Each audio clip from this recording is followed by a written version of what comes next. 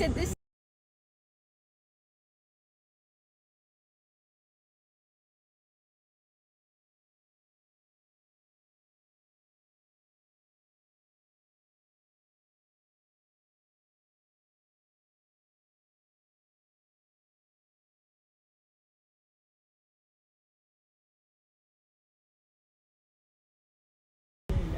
Oh, really? Test, test. So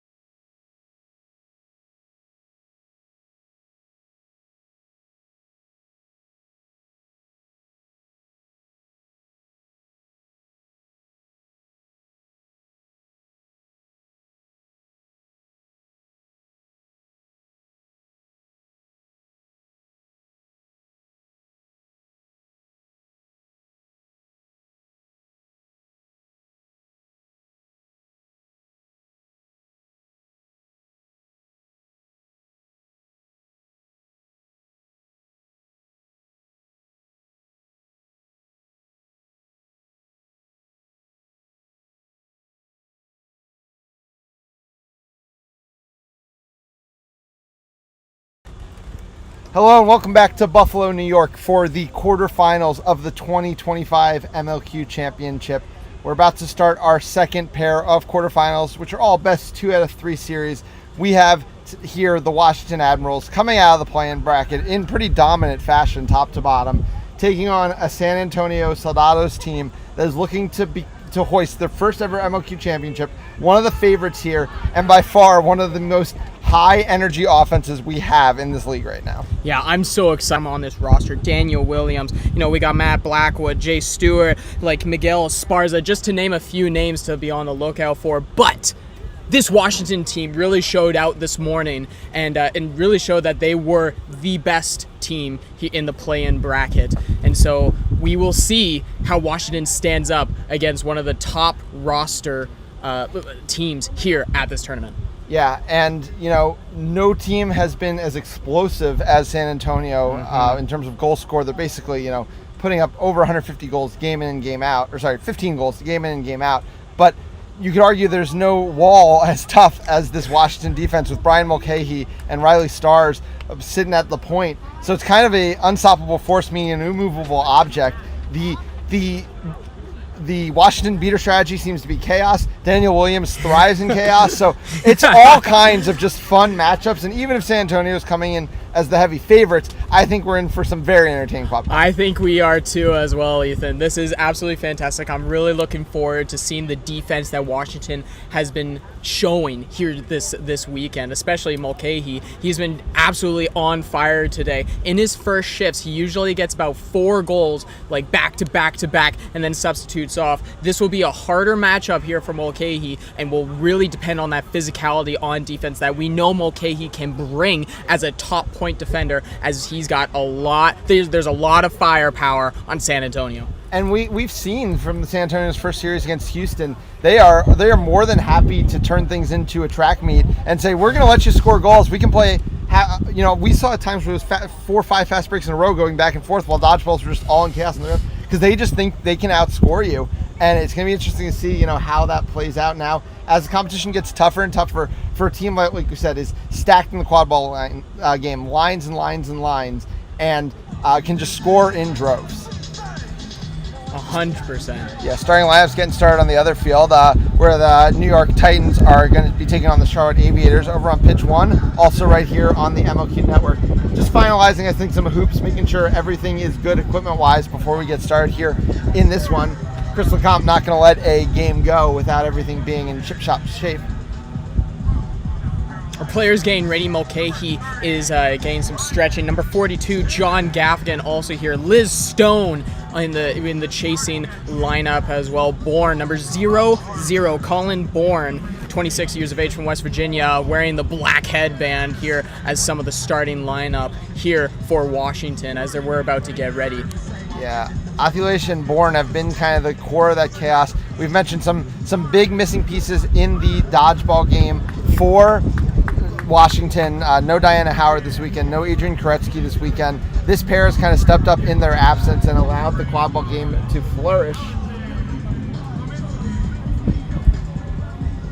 Nothing clear about it for why this game is not quite starting, so it has to be some kind of equipment issue. I see my co-commissioner Amanda Dallas is on the scene handling things, and obviously, like I said, Chris LeCompte always going to make the right decisions. Just to go back to that play-in bracket, it was really Washington's day down there. Dominant wins kind of across the board. They had to kind of work their way through the majority of it, but getting wins originally over the Detroit Innovators and then over the Charlotte Aviators to qualify, and then the Aviators were the ones who made the trip through the lower bracket to do it, getting the win over Detroit in a very tight game when all was said and done. Yeah, and the East Division really showing out with both Washington and Charlotte coming into this main bracket from the play-in bracket, and so you have all teams. Final bracket here with New York and Charlotte on the other pitch and Washington here. Boston just playing Minneapolis, and Boston taking game number 1 there if you did not catch it there and you're just tuning in now. But Washington really looking to bring it here to the San Antonio team. I think we're just about ready to get going.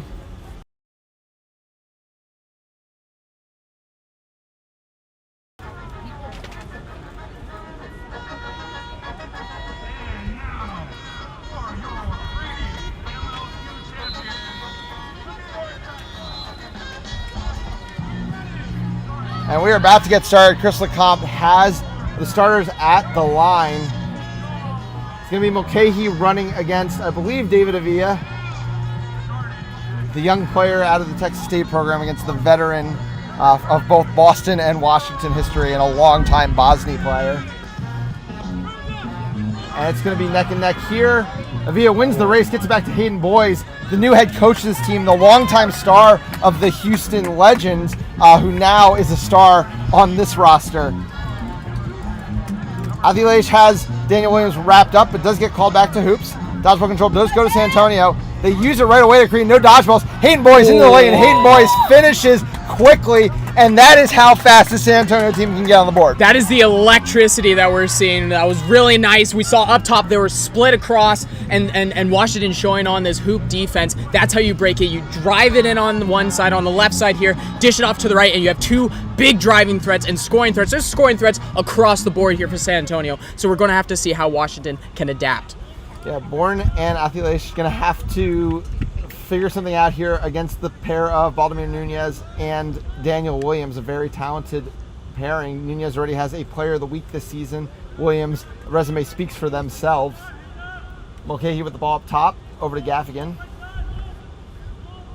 Hayden Boyes running the point. It's a hoop zone here from San Antonio as well.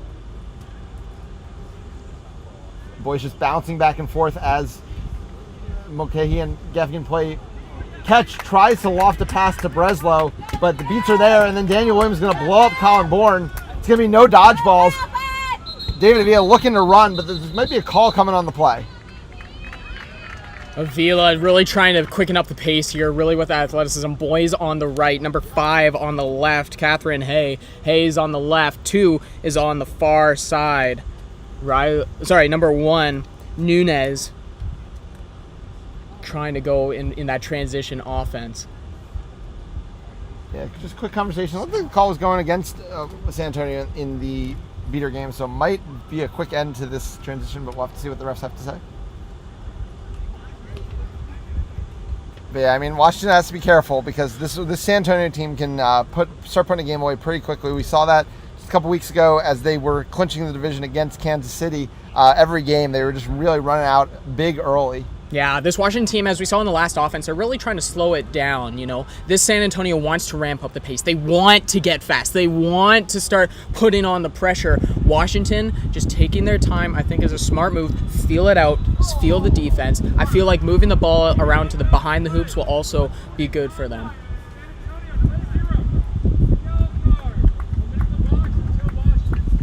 So it's going to be Daniel Williams head to the box with an unsportsmanlike conduct call. And like I said, that is going to immediately stop the fast break because it's going to cause a quad ball turnover, and it's just going to end up being free dodgeball control as well for Washington as there's a beater off field. So a big swing on what was a really fast start from San Antonio. Yeah, fast start, and now has been slowed down once again. Washington getting some good slow pace coming into this to start this game off. Nunez is going to try to play for 2 dodgeballs, but I think Athilash is going to be able to. Oh no, Nunez a big catch there, so I think they're going to force half court. Nunez can't play for that dodgeball at this point, so now it is going to be Breslow across the Lidstone. Lidstone shot goes wide. Great opportunity, missed there. Okay, he gets pressured by Nunez, gets over to Gaffigan. Nunez is still playing with 2 dodgeballs, to their credit. Throws another one away, beats Breslow. Colin Bourne finally is going to make a catch. Finally, they get 2 dodgeballs against 1 beater, but really a great effort by Baldomir Nunez on that defense. Yeah, fantastic effort. Also, really unfortunate for Breslow there. Just 2 passes that both went high right over there, but the goal was open if Breslow could take it down. Pile up there, and it's going to be Colin Bourne getting that first and wins in exchange with Nunez, so it's going to be no dodgeballs. Brian Mulcahy looking to take advantage. Hayden Boyes gets picked by his own player. Baldomir Nunez could not find a path to the hoops, and we're not up at 1. Mulcahy got an amazing block while on his knees, gets up and puts it through, and is able to utilize their own player to get the pick. Yeah, not up at 1. Daniel Williams now back in the game, but like we said, Washington at risk of getting run up early. That foul really swung things. Suddenly we're 3 minutes in. It's only 1-1. And Miguel Esparza now substituting in Team USA player coming into the match. Cat Hay has the ball up top, part of the DA of USMT. Gets over to Boyes. also on the USNT, who rips a shot. Gaffigan's going to be able to block, takes a beat to the head. It's going to be San Antonio ball. Sparza's going to bring the ball in. Colin Bourne now just getting back into the play. Sparza goes over the top to Boys. Breslow's able to get in the lane. Now it's a big hit by Mulcahy. Mulcahy gets beat. And Boys going to pick it up. Boys looking to run, going to Esparza. Liz Stone, a big hit on Esparza. Esparza trying to fight through. Mulcahy gets there. Wow! First. A huge stop by Washington. Huge stop by Washington, led by Brian Mulcahy. 2 amazing hits there and able to pull up on the ball. Yeah, a big one from Liz Stone as well. Yes. Though gets pressed and just has to chuck it downfield. Breslow does get there though. Gets wrapped by Esparza. Esparza's able to first turnover. A good idea by Breslow, but always tough against that. And now we got another call potentially coming against San Antonio. We'll have to see what this is about. Miguel Esparza, very nice hit in the back, trying to get out of bounds, but Breslow trying to get the ball up and out of hands, trying to maybe get it back, but Esparza just too quick and composed, grabs it and gives the shoulder into Breslow. Yeah, I mean, to Admirals' credit, they've been running up high press all season, and I think all their practice reps against the press while they're perfecting it for themselves have made them pretty good at breaking presses. We've seen that a number of times this year. Obviously, Esparza's able to do enough there, though.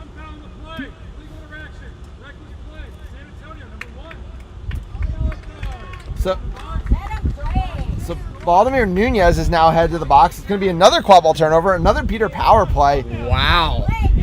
If there's going to be any upset here, it's going to be because of these cards. Yeah. That's what could possibly turn this game around. This is what Washington wants. San Antonio getting inside of their own heads as well, especially with all these cards. If they're getting frustrated at the refs, it might go into Washington's favor. So we're going to have to see how San Antonio can calm it down, especially after 2 beating cards that we've had here. Yeah, and the first I do believe Helen Trudeau has subbed in as Gaffigan's going to get the ball from and it is Daniel Williams able to make the stop. A good beat there. Great beat. It was really good. The pass came after beat, so that's why there's a turnover to San Antonio. And now Esparza is going to look to milk every minute they can, but Brian Mulcahy spotting that, calls for the press. Esparza is using the little space they have, gets across the Boys. Trudell's beat out. But Hayden Boys wears a beat from Colin Bourne. Kalen Breslow's going to fall on it. At that point, the ref was already giving control. But now we got another call coming.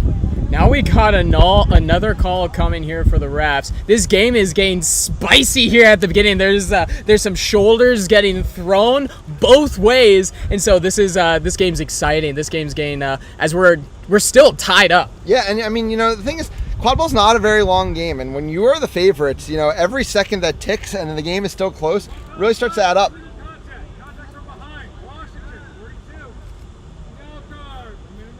So the first card of the game for Washington, John Gaffigan's headed to the box for contact from behind during that press. So a big let off there for San Antonio because Colin Bourne now has to chase down a dodgeball.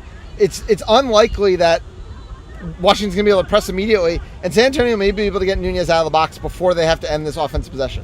And a big, huge hit as John Gaffigan's a huge part of this Washington first-line offense. So that's a big, huge hit as Washington's trying to build momentum here.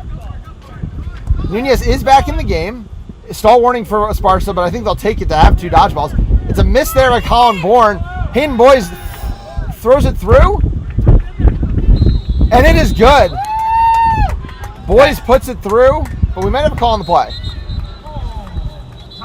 Nice shot there, though, by Boys. That was an amazing shot, able to go through contact and then get the shot off. That was a powerful right through. That's what San Antonio needs. They needed a little bit more of that decisiveness and putting it through. Yeah, I mean, I saw some beaters go flying in the middle of that play. I don't know if that's what this conversation is about. Because it's definitely not in the quad ball game. Hayden Boys just ate some very clean contact and popped it through. Oh yeah, just fought it off like absolute star here, and really showing it here on this first line in this first shift. Really showing that electric, twitchy movement. No foul on the play, so Boys' goal stands. San Antonio has a lead at 2-1. John Gaffigan will be released. We're about 5.5 minutes into this one. Still control, though, with Washington. They are going to finally take some beater subs. And I apologize. No, it is now Williams and Nunez who have control. This is kind of what they've been searching for, but had to play through multiple penalties and haven't had a lot of chance to make the most of it. They're up against Joey Bay, the young beater out of UVA, as well as Julie Nutzel, the veteran from Hofstra. Ball goes up top to Shane McConaughey, just checked in. Patience here as players are beat out of the play. Now Daniel Williams presses. Kevin Breslow gets the ball behind. McConaughey goes for a swat, but again, a really nice press. Nunez and Williams trap effectively there. Yeah, Breslow trying to get it clear there. Goes right into Shane McConaughey, and then just a beat just came right into his gut. Yeah. So, unfortunately, goes over to San Antonio. San Antonio takes up the ball. Matt Blackwood checking in the game for the first time. Still no beater subs on the side of San Antonio. Though I guess they both have gotten rest in the penalty box already in this game. Alyssa Vialba checking in as well, as did Sosa. Big hit there by Joey Bay on Daniel Williams. But that's going to open up Miguel Esparza to drive the lane. Miguel Esparza goes around, rips a shot, 3-1 San Antonio. Oh, that's the classic Miguel Esparza. That's that electricism, that electricity that we're seeing from the San Antonio offense. And this game in the beating game is getting super heated. Yeah, and now the extracurricular is starting to come in. Now things are starting to get a little fiery in that beater game. Oh, this is getting fiery. That offense, and now on defense, in between the two beaters, between number 0, Daniel Williams, getting fired up, and number 8 for Washington, Joey Bay. Yep. It's just absolutely just trying to get himself to calm down. Bay always using the physicality to disrupt things in the beater game. The question is, was that physicality legally sound when it comes to the rules? And that's what the refs are going to have to talk about. Yeah. That's what we're talking about here, and both teams getting flared up, getting fired up, as the score is still super close. Yeah, only 3-1. But we've also only played, depending on if we're just I think about 6 minutes 45 seconds here. So there's still a lot of game time in the Seeker floor. Mm-hmm. Still a lot of time, but I'm really liking Miguel Esparza in there, just showing that veteran presence as we saw in that last goal that he got there. So I'm really enjoying watching him out there too.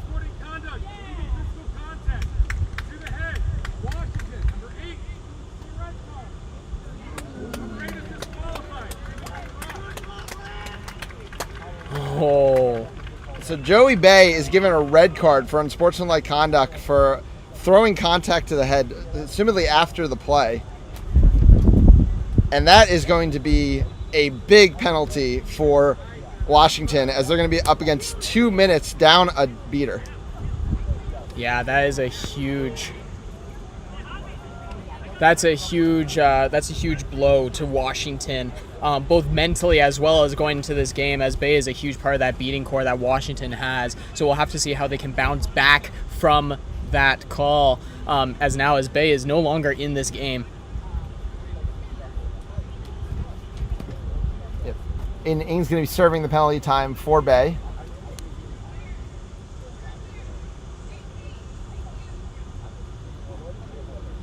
I didn't hear if San Antonio got a card on there. Daniel Williams is taking a little bit of a walk around, just checking over his body, make sure that he's A-okay from that head contact that he received. So hopefully he's A-okay there.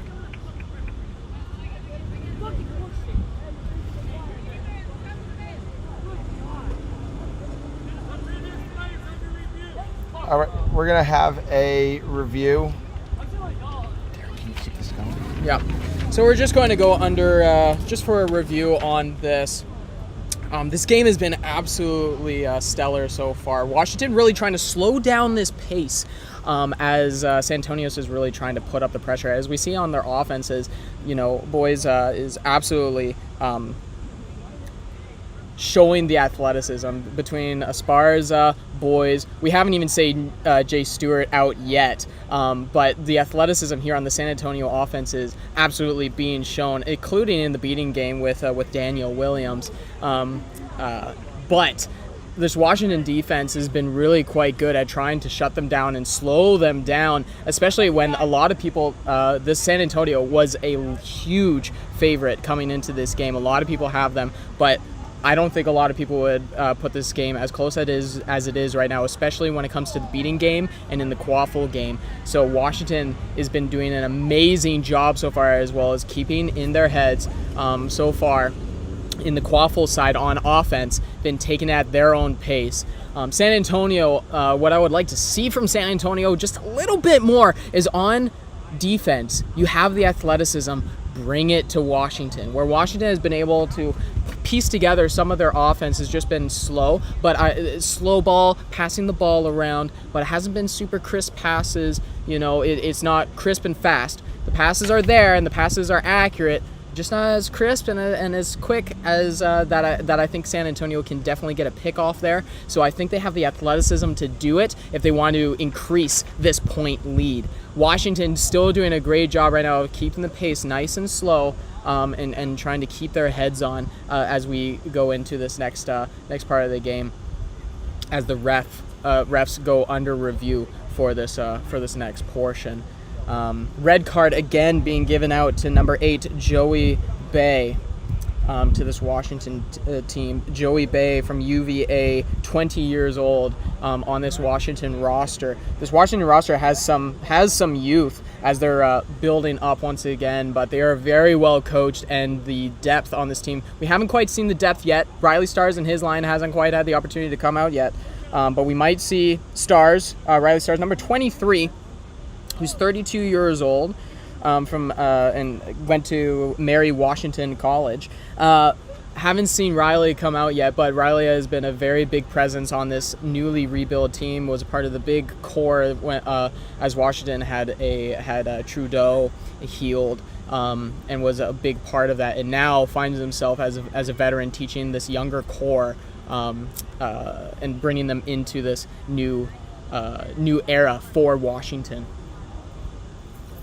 The San Antonio bench, as we said at the beginning of the stream, is super talented from top to bottom in every aspect of the game. The keepers, the chasers, the beaters, seekers, they are loaded. So as if we can see how it comes when they start facing teams that have a little bit more of a solid defense, and teams that they can't just run the score up on, teams that know how to pace the game.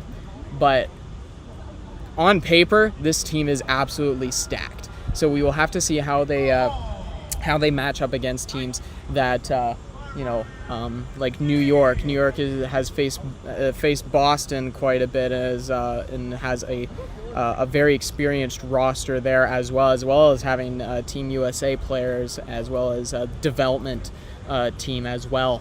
So we'll have to see how San Antonio can hold out against teams that are really good defensively, but they have all the talent to do it. So really excited to see where they can pull forward. This Washington team is giving them a little bit of some friction here, as they try to pull this game away. But again, this is a 3-game series. So San Antonio just feeling out Washington, feeling out this defense that they are presenting themselves, and see how the rest of the series moves forward.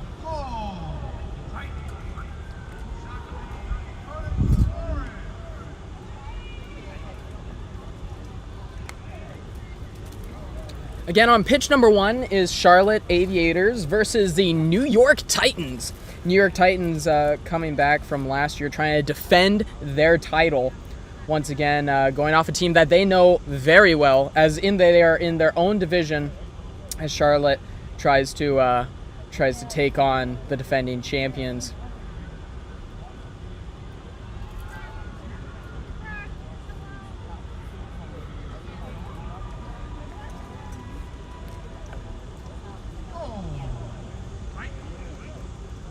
Charlotte was the second team to come in from the play-in bracket into this main bracket here.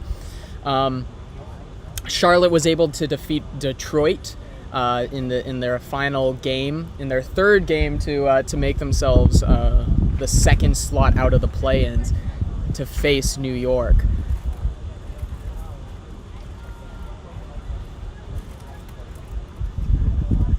If you you guys have any questions, feel free to put it into the comments as well, as we have this this review of what went on in the beating game. So the refs are going under review so that we can come back into play. So if you guys have any questions, feel free to ask them as well.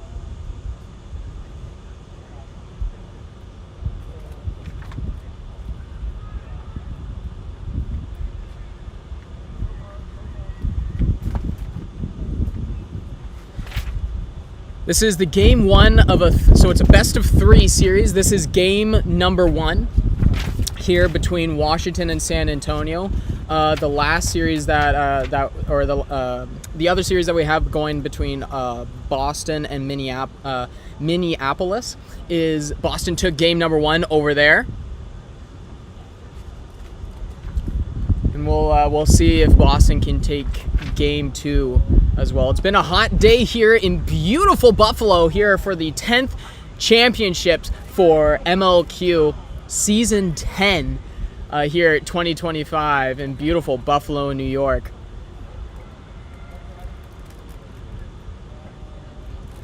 New York trying to defend their title on their home turf. This is not a timeout here, so it is an extended period in which that the refs are taking a look at a video review of what went on. So if you're just joining us in, that is what is going on currently right now.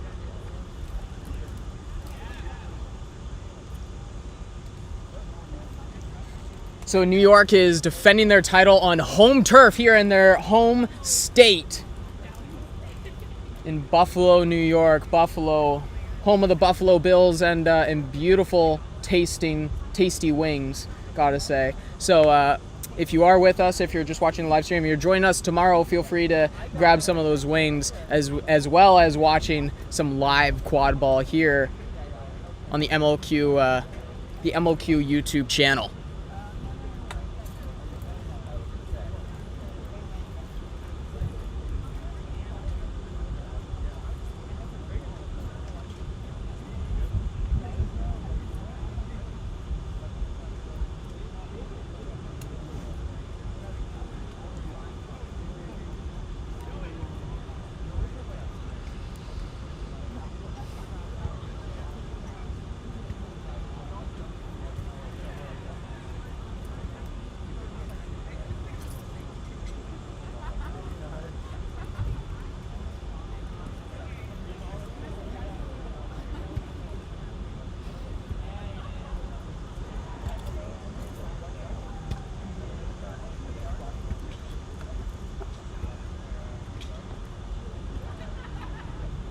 Riley Stars and number 5, Shane McConaughey, trying to keep that chemistry alive and trying to keep those hands nice and warm. We've seen a lot of Riley Stars and Shane McConaughey over the years, and they're on the same line, and they have a huge chemistry from front hoops to behind hoops as we see them just staying warm during this extended period.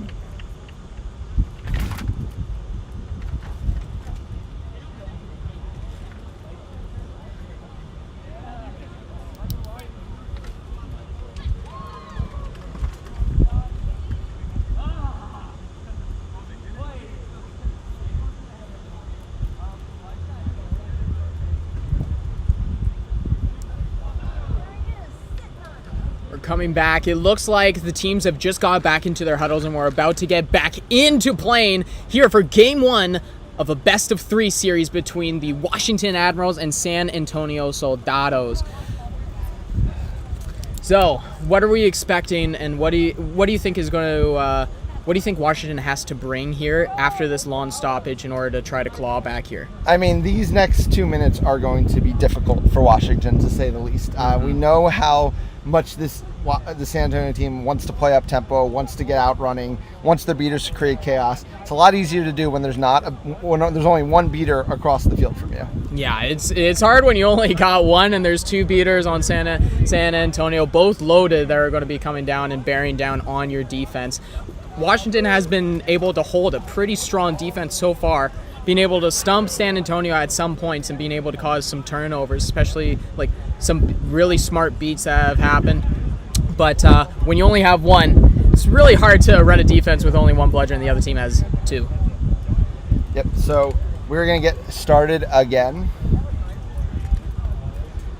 Basically, just to sum up for our viewers, the appeal was basically saying, you know, what were the rules followed in terms of the proper card given? Was this a play that's deserving within the rules of a red card versus a yellow card? Same way that if a ref gave a blue card for back contact, that would be an appealable play because it's an improper effect of the rules. So the appeal was taken up, the video was reviewed, nothing was changed after video reviews. So the red card will stand, and as we said, the 2-minute power play here. Fantastic. Thank you very much, Ethan, for that clarification on what just went down as we're about to get back on brooms, remount, and get back into playing some MLQ Quadball. Yep, Chris the Comp seems ready to get us started here, and it should be San Antonio ball as well due to the beater foul. A couple last conversations happening with the speaking captains. But yeah, it'll be interesting to see what Washington can do to kind of kill this penalty.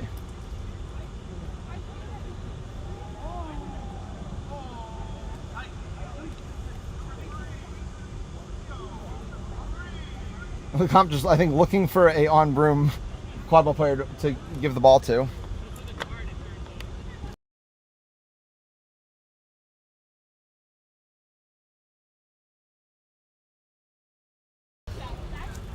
Alrighty. So Matt Blackwood has the ball, looking to run. Subbing into the game for the injured Daniel Williams.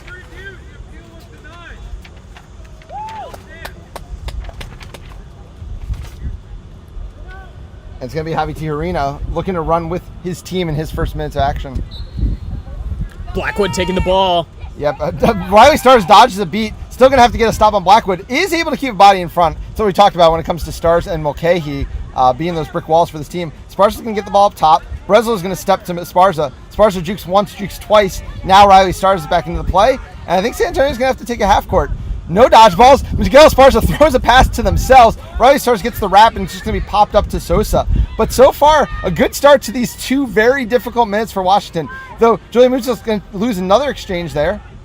And the ball goes across. Blackwood now looking to finally finish and does so. That was really good, but kudos to Washington for being able to put up a stand for as long as they did. Riley Stars, Miguel Esparza put as much flair into that as he could. Finally, Blackwood able to put it through, but Riley Stars able to try to hold up there. Immediate press there by Tijerina. Blackwood's going to pick up the ball, shoots wide. Riley Stars is going to get there first. And it's these presses that are just going to be non-stop. It's now Bryant and Tijerina out there together.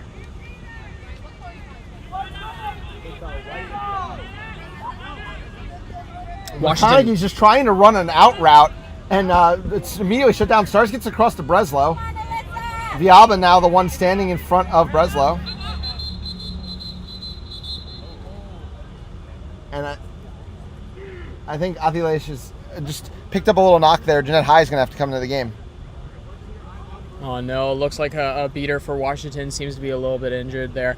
And is limping off the field currently right now, so we're getting a substitution into the game for Washington. Yes, Jeanette High is going to sub in. Riley Stars just trying to figure out what options Breslow has here against an unrelenting press right now from San Antonio. Haven't even crossed half yet, and this pressure is relentless. Yes. And we see that beat coming from behind there from Bryant. Now it's Viabo running the other way. He takes a screen from Blackwood, but Shane McConaughey is able to shut the door and get possession. Shutting the door. Number 5 just puts the hand right in the face there of the shot. Shane McConaughey. Another press attempt. This time it's a missed beat. McConaughey, though, has to throw it past Breslow. Goes tall. Can't get it clean, though, and it is the beat answer. Breslow there with the full length. Had a hand on it, but just couldn't quite pull it down as Jay Stewart substitutes into the game. And we have a beater out of the box for Washington. Only one goal allowed in 2 minutes. Honestly, not a bad effort against the red card. That is not a bad effort at all. Yep, Jay Stewart taking their first minutes, gets it across to Blackwood. Blackwood coming into the lane. Blackwood shoots high, scores. Amazing hook shot by Blackwood. Amazing step back calm, cool, collected, puts it through. Jay Stewart and Blackwood, really good matchup there. Yeah, and now briefly there was every member from the UTSA winning team in college just a couple years ago on the pitch. And a misbeat there by Ng. It's going to allow for another press. It just doesn't stop. Riley Stars throws it high to McConaughey. McConaughey just rips a shot, goes high. It's going to be another turnover. And just to add insult to injury, Kyle Bryant with one last catch. Wow! San Antonio is bringing the heat now. No pun intended. They did bring the heat as well. It's been a very hot day as well. They brought the heat, the Texas heat up here. So, but is starting to cool off now, which I'm very thankful for as a Canadian. Yep. So it's going to be another turnover for the shot going back over the half-court line.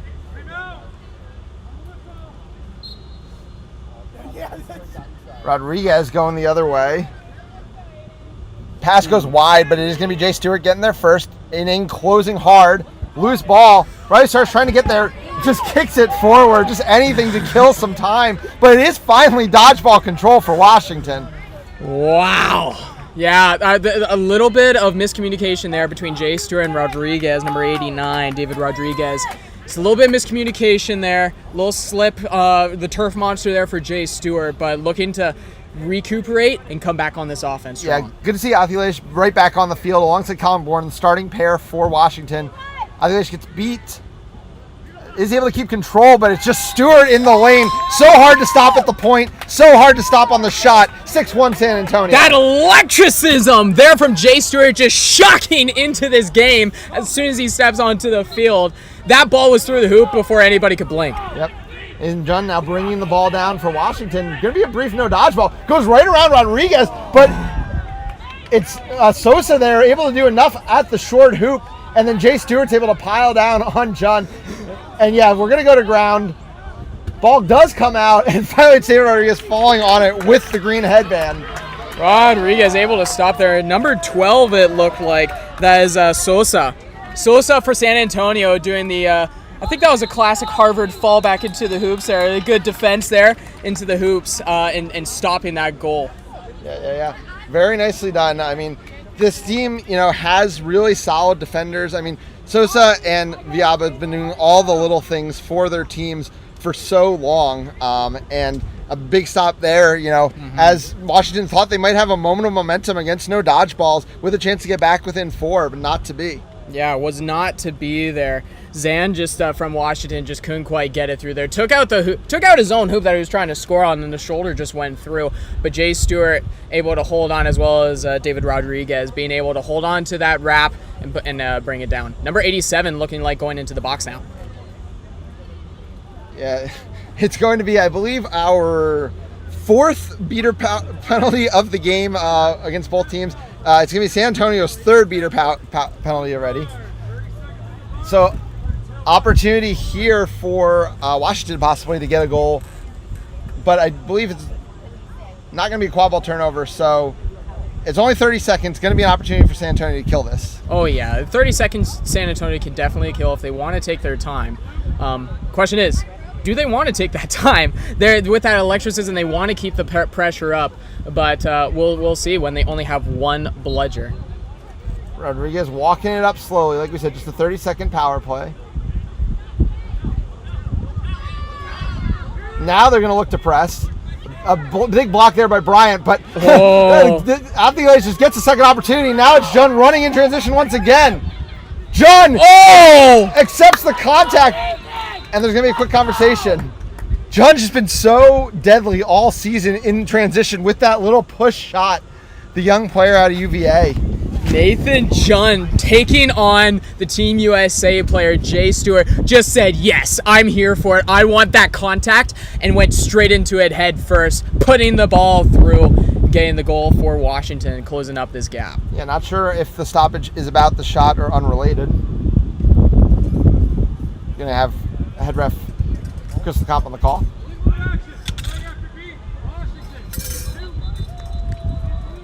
So Washington is going to pick up the 5th beater penalty of this game.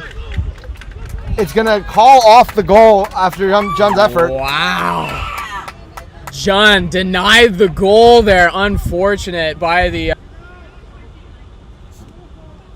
So Rodriguez is going to have it again. Penalty should be just about over here for Tijerina. Rodriguez loses the ball briefly. Nathan John looking to press on that. Gets pushed off, though, with a strong stiff arm.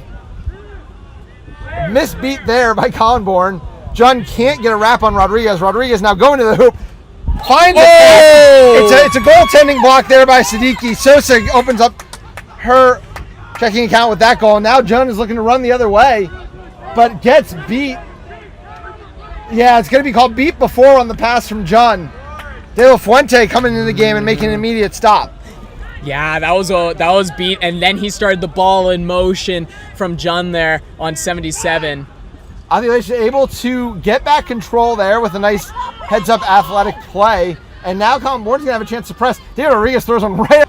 Jay Stewart now with the ball. Yeah. We're finally at full strength, both teams. 7-1 San Antonio at about the 12.5-minute mark. Pass goes wide. Villalba's just able to keep that in play. It gets over to Sosa. Stone's going to wrap, and then Colin Bourne is going to beat Villalba. Gets the stop. Head towards 13 minutes here. Aviators going to set out again. It's going to be Julian Neutzel coming back in the game. Mulcahy looking to try to get up onto this line. I'm wondering if Washington's wanting to try to get that first line in to try to get them back at least a little bit closer before we get into flag runner. Siddiqui over the top to John. John in the lane. Gets it back to Siddiqui. Siddiqui finds a way to get it through the hoop just before it fell. Having to put it through his own legs, through the hoop. Still got the goal. He got the job done for number 7 for Washington. 7-2 now the score. David Rodriguez has the ball up top. Julian Neutzel is going to have a wrap on De La Fuente, and Colin Bourne is going to have the beat. So control's going to stay. Now another hit from Neutzel. Ball on the ground for Rodriguez. John trying to get there. John does get there. No, John's tripped up. But now it's Cortez's off the room, so John's going to be running against no dodgeballs. Oh, wow! It's a quick 2-0 run, and Washington getting their way back into this game. That hoop was wide open. That hoop was so open. Just coming down, going towards the middle, and then realize, oh, free goal. Take it every day of the week is John. It's hard to believe we're still only 14 minutes into this game. We got a lot of time left before the secret floor. A lot of time left to go, and this team, this line has really started to create some chaos here for San Antonio. And it's going to be a San Antonio timeout. So Washington able to get San Antonio thinking a little bit with just a little run.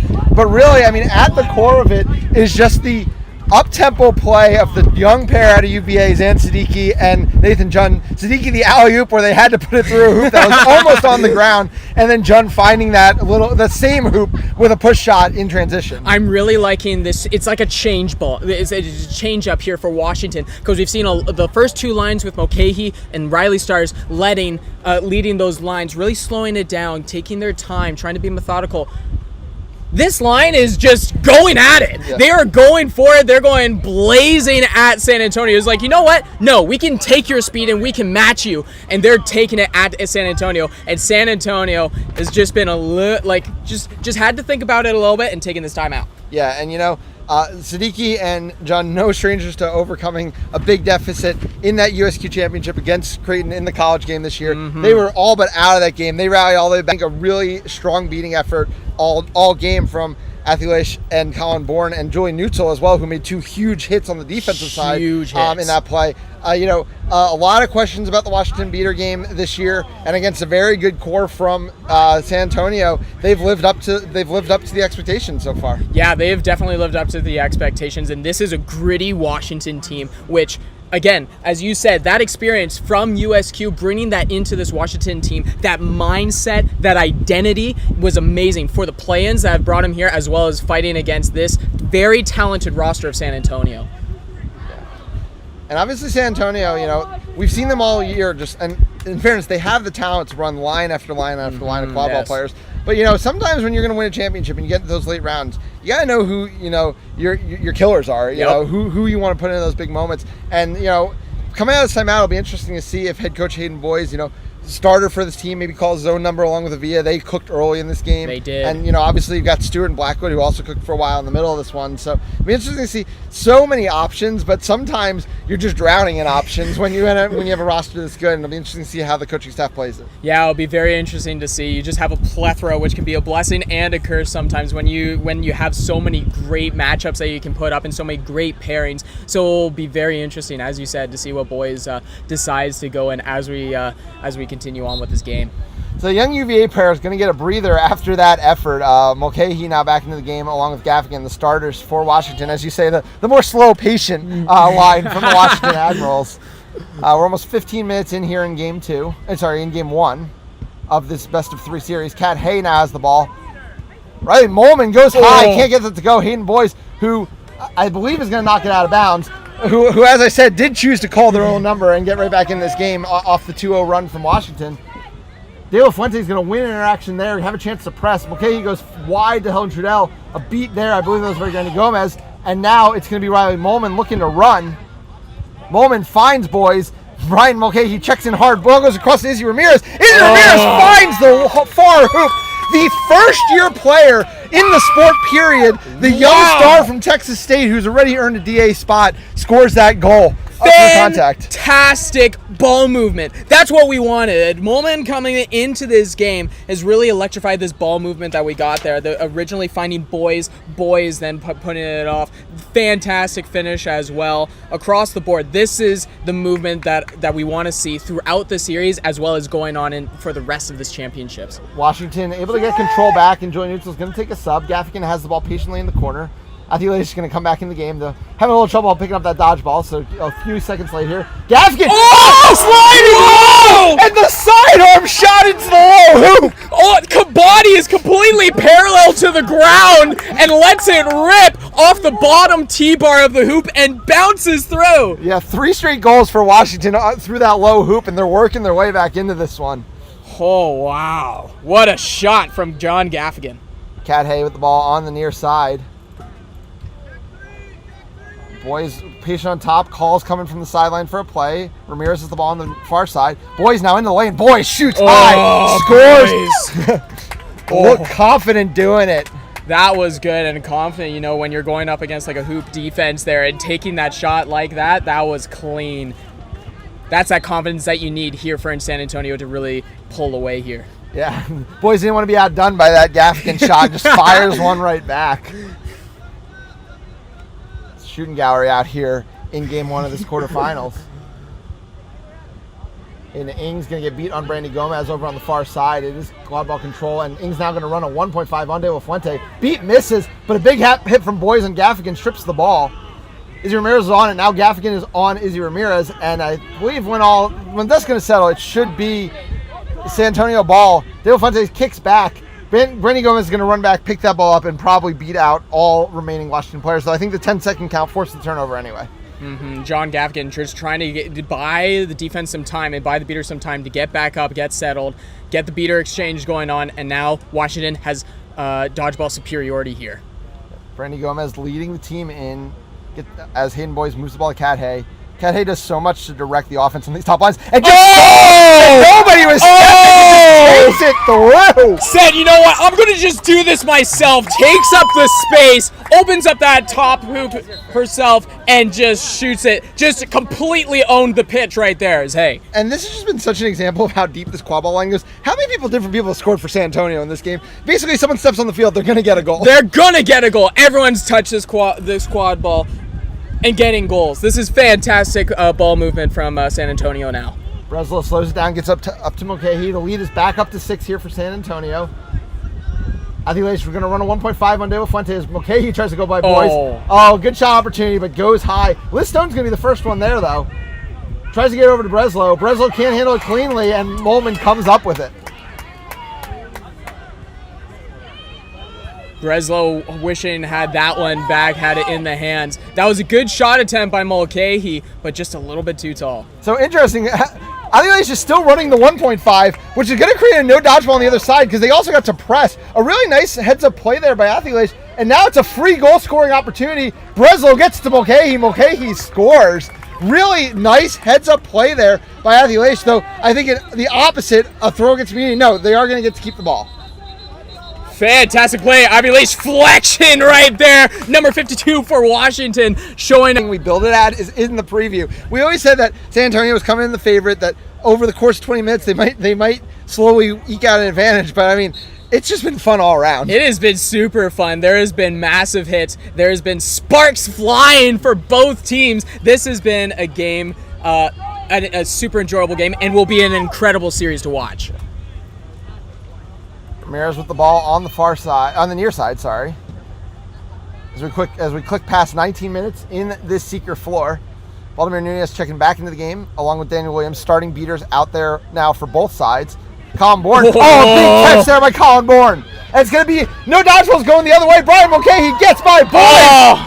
And it is 10-6 just like that. Mulcahy, what an top defender in the league. He's fantastic. Completely read that, snatched it up, and just took it the entire way. Took on Boysen's, went eye to eye with Boysen's, you know what? I got this matchup, and just took it from coast to coast. I think we're just going to get a break. Janet High subbing back into the game. Deficit is back down to 4 as we tick very close to 20 minutes. Boys, there's a lot of space, but Gaffigan steps out, and it's a nice beat by Bourne. Gaffigan's going to keep it in play. Washington is going to have the last possession. A goal would make this a 3-goal game going into 20 minutes. John Gaffigan with the Midas touch, reaching out, and it is golden stop right there for number 42 for Washington Admirals. Yeah, bringing it up with control. See what play they can set up. Breslow and Liz Stone staying up behind. Mulcahy near side. Going to get the pass. Daniel Williams going to have to step up into that. Running into 1.5. Colin Bourne, a big hit. I think there might be a card coming off that hit as Brian Mulcahy does finish, but we're going to have to see what the refs think. Daniel Williams back in this game after being substituted off for a little bit. The key here on offense.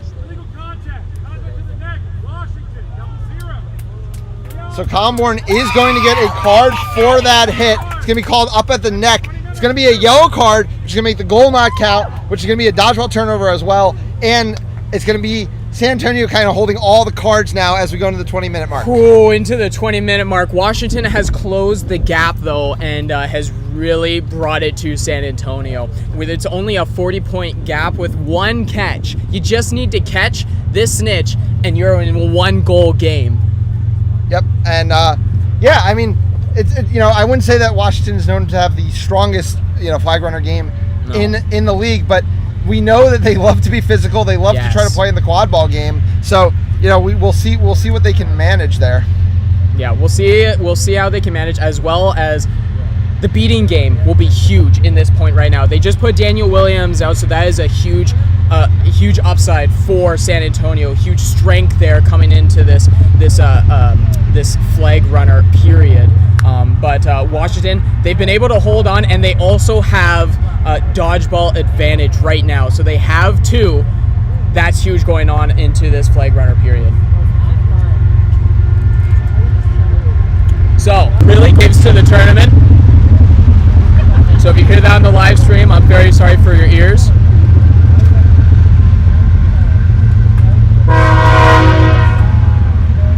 But so now that we're back and the train has gone by, I'm really thinking that San Antonio is really going to put the pedal to the metal here, really utilize that speed and electricism that we've seen them use, and really win those one-on-one matchups that you see a lot more when you get onto flag runner.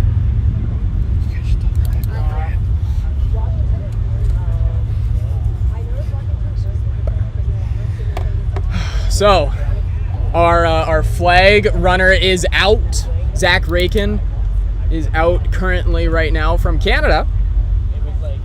A beater for the Team Canada national team has come out as the flag runner for this matchup here in game number 1 between Washington Admirals and the San Antonio Soldados. Looking like Levon is number 11 for Washington, is the starting seeker. Only 20 years of age, but has got a couple catches under his belt from the regular season. Yeah, James, from the James Madison program, our players. But I was talking to head coach John Gaffigan earlier, so we're going to run with it now at championship. So we'll see how that works out. We'll see how that works out for them. Christian Cortez on the other side, another long-term player in that UTSA program. The advantage is that penalty that happened right before the 20-minute mark is going to mean dodgeball control for San Antonio, the quad ball, and a 4-goal lead instead of the 3-goal lead it would have been after. In the box right now. Crystal Comp ready to get us started here. 10-6 the score, 16 the set score. And it's going to be Hayden Boyes with the ball in possession. Has not subbed out, I think, since that timeout, basically. The coach taking the things into his own hands. Last opportunity. Seekers beat for Washington.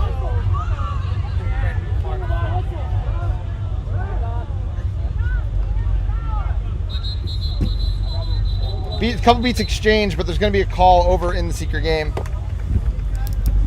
It's from the AR. It might be on the Seeker for Washington Levon. Might just be on there, which would be huge, unfortunate, because you need to get a catch in order to get into this game. 20 years of age, just getting really into this game. So like you said, it is going to be that sportsmanlike conduct play against Levon. So it is going to be another penalty against Washington. They're going to be down 2 players now. Yep, down 2 players. Game out of control. It might be a very short penalty though, because Hayden Boyes is about to score on no dodgeballs, I think, and that would immediately release. No, it would only release the beater because there's 2 players in the box. Yeah. Boyes is also smartly being patient and giving his Seeker some free time. A heads up play by the head coach.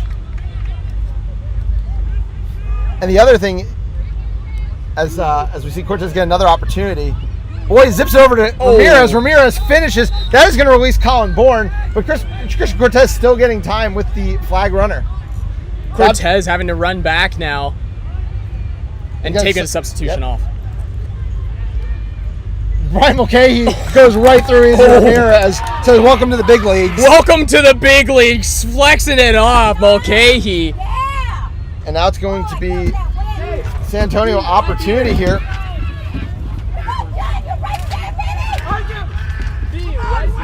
That was flying here as Hayden Boyes walks the ball up.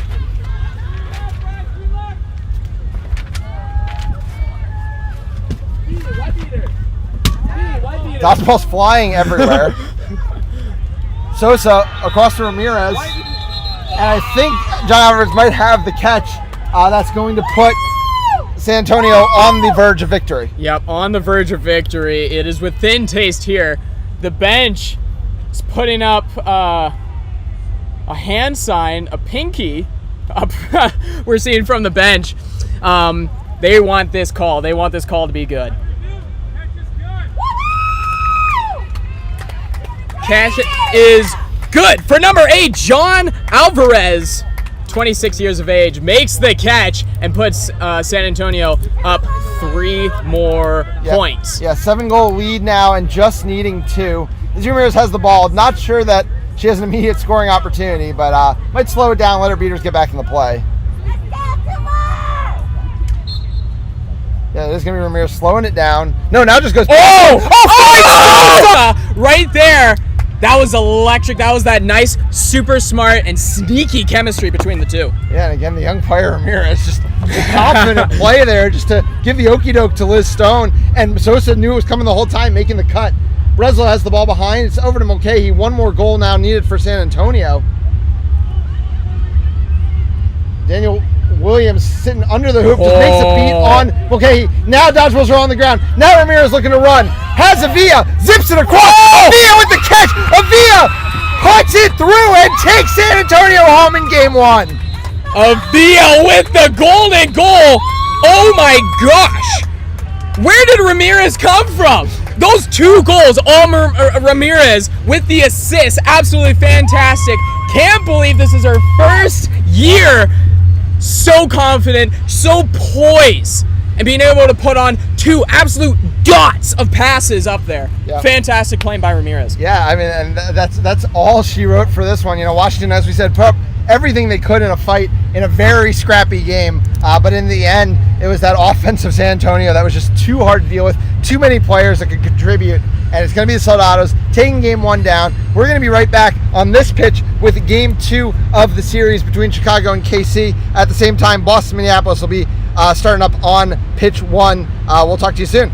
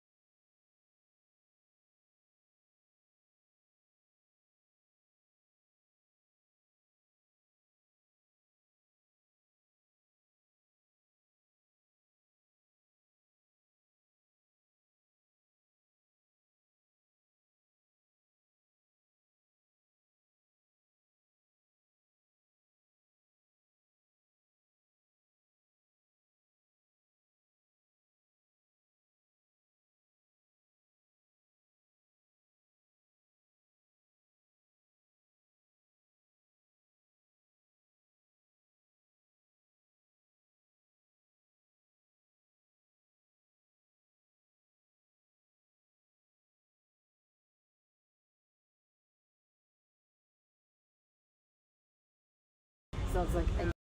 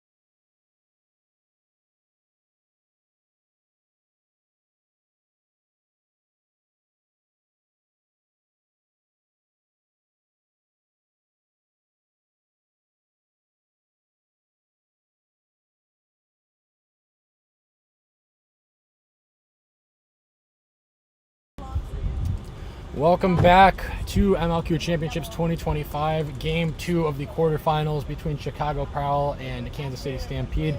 Chicago absolutely dominated Game 1, but Kansas City looking to turn the script here in Game 2 with their season on the line, backs against the wall here. Players are heading out onto the field now. Ben Mertens and Melinda Stop here. Melinda, what are you looking for in Game 2 of this series? I'm looking for Kansas City to learn from their errors in Game 1. They were trying to push the pace and keep up with the fast and notorious pace of play that is Chicago Prowl. And, they don't have as deep of lines. They don't have, the veteran experience, and I think they just need to slow it down and give themselves some time to think. Yeah, absolutely. We saw Kansas City get a little more comfortable, I thought, as the game went on, with this very aggressive defense that Chicago breaks out. If from the jump they're not thrown off by it, they'll avoid turnovers that get Chicago's transition game going, and they'll just control the pace of play a little bit. Long possessions, I think, are Kansas City's friends in this game. That's going to help them limit the number of possessions in the game, and as long as they can be reasonably efficient on offense, they can keep it close if that's the case. But if Chicago is constantly forcing turnovers like they were in Game 1, this is going to go exactly the same way as that first game. Chicago is too good of a transition team. Hopefully, Kansas City spent the break discussing that and coming up with the game plan. And we talked in Game 1 about how effective Chicago's second line was. Well, that line is going to be starting this game, so no fooling around from Chicago here as they look to end this quarterfinal series and punch their ticket to the semifinals tomorrow. Liam Zock racing for the ball. It is going to go to Kansas City off the rush, but Liam Zock rips the ball out. Like that, right? That's like a loose ball. Control is with Kansas City. Ben Peachy swings over Liam Zock. Chen Ong is beat, so Zock has some room to move. Dodges a beat, gets to the rim, puts it through. Nice physical take from Liam Zock there. Wearing the hoop on his way back. Niv's trying to work on Digman, now sends it back to Lauren Smith. Liam Zock coming up on Smith. Nice physical screen. But here comes the rush from Matt Brown. Floated pass to Smith, it's a little high. She should be able to handle it. She tries to get around Zock. No one is really open, and Chicago is eventually going to come up with the stop here. Try to get a little bit more open, try and actually help her make something out of that. Yeah, we talk about how the off-ball movement is key from Chicago. Liam Zock, either a shot, it's a little high. If it's a pass, no harm done. Either way, Chicago maintains possession. Digman with the ball now, loves to operate from this little corner, shoots and scores. Nathan Digman doing Nathan Digman things. Loves to just set up on that corner. Usually has to then beat a defender, but thanks to a little help from the beaters is able to immediately shoot. But it is a no dodgeball chance here, so we will see if Kansas City can get on the board. Huge hit, maybe some high contact from Digman, but I don't see any arms up from the refs, so I think this is going to be okay. Huge stop from Chicago there. Like you said, no dodgeball situation for Kansas City to try and do something there, but the Chicago Chasers are just too physical. Yeah, and that was, they had a no dodgeball situation, but that was still one chaser trying to go 1-on-3 basically, and it does not work out for Kansas City. Digman working with it again. It's still 20-0 in Chicago's favor. Kansas City unable to convert that transition chance. Pass behind the hoops, ripped shot, It's just wide, but Digman wins the race to the loose ball. And the underdog cannot afford to be getting out-hustled like that. Back to Ben Peachy. Peachy to Zock. Zock back to Peachy. Beautiful give and go, but Peachy is beat. Well timed by Kaylee Johnson there. That's really showing what... Oh my goodness! Oh, and that was Liam totally unforced from Kansas City. Nasty. Dodgeball's all on the ground now. Will this one go any better for Kansas City? Oh, Digman falls off rim. What a move! Juked him right out of his brim. Some of these plays, my goodness. So Kansas City not afraid to take it to Chicago. On that first play, we saw them try to go right through Digman, nothing doing there. That time, the spin to win opens up an easy shot. Digman immediately taking a sub after that. Probably needs to get his head together. When that happened to me, I said, I cramped up, guys. I cramped up. Sub me out. We'll give him the benefit of the doubt. Second line in, Kennedy Murphy swings the ball over. Aggressive beat from Chan Ong. Darren Mercer-Gales has also beat. No, called clear. Shot is high. Kennedy Murphy is Kennedy able Murphy to save it, saves but it, Lawrence but Smith Lawrence has Smith- it and is on the run. A hoop is knocked over. There's no way that hoop should have been able to be knocked over without that being a foul on Chicago, in my opinion. How did that hoop even get knocked over? There's no Kansas City player in the vicinity. Yeah, that's really unfortunate because I could definitely see Lauren Smith taking that to the hoop if that little hoop or that near side hoop was available to her. Unless there's some with the beaters that we missed, but I am very confused about that sequence of events. But regardless, it's Chicago's chance to go to work on offense. They lead 30-10. Wide open shot for Kennedy Murphy. Shannon Ong does nothing. Stares at Tad Walters, ignores the chaser running right in until it's too late. Kennedy Murphy with the easiest goal she's going to get all weekend. You know who loves the new taunting rule? Tad Walters, as he freezes up Shannon Ong on that drive or on that sequence and gives him a little look after. Walters is beat. Is asking for a call that he's not going to get. Lawrence Smith has the ball now. Goes back up top to Nivs. A lot of patience here. Walters just keeps attacking Johnson. Shannon Ong not willing to risk the beat on Kennedy Murphy. Worried about a swat, I think. Nivs gets in but is wrapped up. Gets it to Smith. Nugent Oster did not want to go for the beat there, so Kansas City is still going to get to keep working here. Long possession from Kansas City. They have control, but it's not necessarily really creating anything for them. Walters is going to try to tackle Johnson again. She beats him again. He's called clear this time. She's hit hard, and it's a turnover. Chicago's running the other way. Cole is going to get around Nivs and hit the shot. Yeah, we have a hand up on that. I'm not sure if that one's going to be called good, and we do unfortunately have an injury. Kaylee Johnson took a really hard shot from Walters there. Not to mention, I do believe he was beat. Well, that's what we thought at first. Obviously, none of the refs called Walters beat, so Yeah. possibly the beat missed, in which case it's just a very physical play. Yeah. But like Johnson, obviously a bit shaken up after taking a blow like that, is going to sub off. Able to walk off under her own power, which is good to see. Audrey Shively in to take over, and yeah, Tad was coming at her hard, and Tad's one of the more notoriously aggressive players. Tad always plays on the edge of physicality. That one was called cleared by the refs, so it's all good, and it leads to a goal for Chicago. So they jump out to a quick 50-10 lead, and this is what you're hoping to avoid as Kansas City. A deep pass. Smith is there, though, but it's not. Oh, that almost went in. Goodness. That would have been the play of championships, but it does rim out, and Chicago comes up with the stop. Wow. Merzik Ellis looking to run now. Shannon Ong is in the play with a dodgeball. Ong throws at the beaters again. Once again, the Kansas City Beaters are completely ignoring what's happening in the quadball game, and Merzik Ellis gets to the hoop without much trouble. This beater pair of Walters and Oster just freezing up Kansas City's beaters, whether they have control or not. It's just overpowering. And it's adding insult to injury. It's not even working. Chicago's holding control despite Kansas City only focusing on their beaters, while the Chasers just go in and get these easy drives right to the hoop. Some change in game plan going to be needed here from Kansas City. Beat is really back, but Ong is subbing. This is another just uncomposed offense from Kansas City. Lawrence Smith jukes Justin Cole, trying to drive. Met by Merzik Ellis, rips a shot. Nothing doing. Nice attempt there, I thought, from Smith. We're going to get a foul on that play. I do believe a dodgeball got swatted off the pitch during that last interaction. This has been all Chicago. Kansas City looks lost out there. The Beaters and Chasers aren't on the same page at all. Completely overwhelmed. This is a show of force, I would say, from Chicago.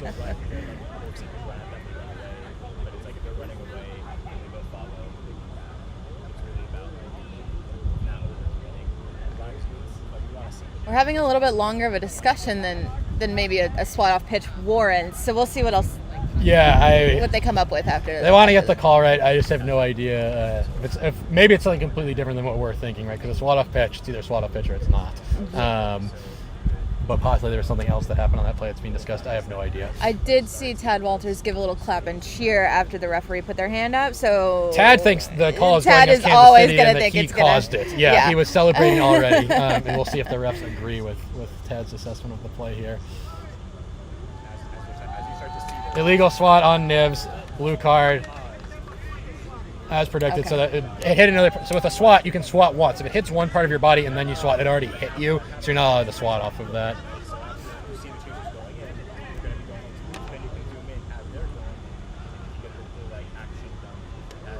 What's going to happen once we actually restart the game is Kenny Murphy's going to have to inbound it, but she's going to have to do it over the outstretched arms of Himmelman, who's got a lot of height in that matchup.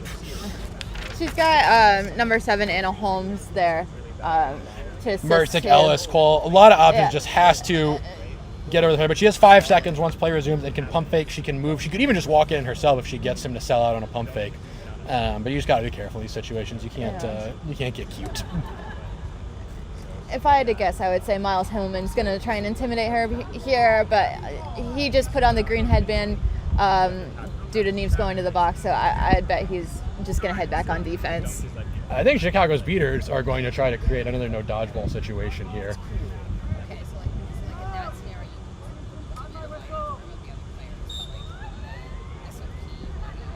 Yep, so it's a clean inbound. No harm done. Mercy Ellis has it and gives it right back to Murphy, who will go to work as the point guard of this offense. Big subs coming from Chicago. Got Matt Troy in the game. One thing I like about Chicago is they play hard, but they don't get too cute with it. They stick to the basics and minimize unforced mistakes. Absolutely, and try to force a lot of mistakes on the other side, which is what we've seen in this one. Troy bringing the ball up now. Sends it across. It is back to Troy. Troy finds Peachy on the pass, and it's just too easy for Chicago right now. They're stringing together passes. It looks pretty. It looks easy. Their beaters are dominating. It's very, very fun when you're the team on the right side of this kind of game. Not so fun when you're on the other side of it. Not so fun when you're just racking your brain trying to figure out what can we possibly do to stop the bleeding. I think it's one play at a time for Kansas City. One goal or a swing of control makes you feel like you're back in the game a little bit, but they just needed one play where it's not Chicago just running at them.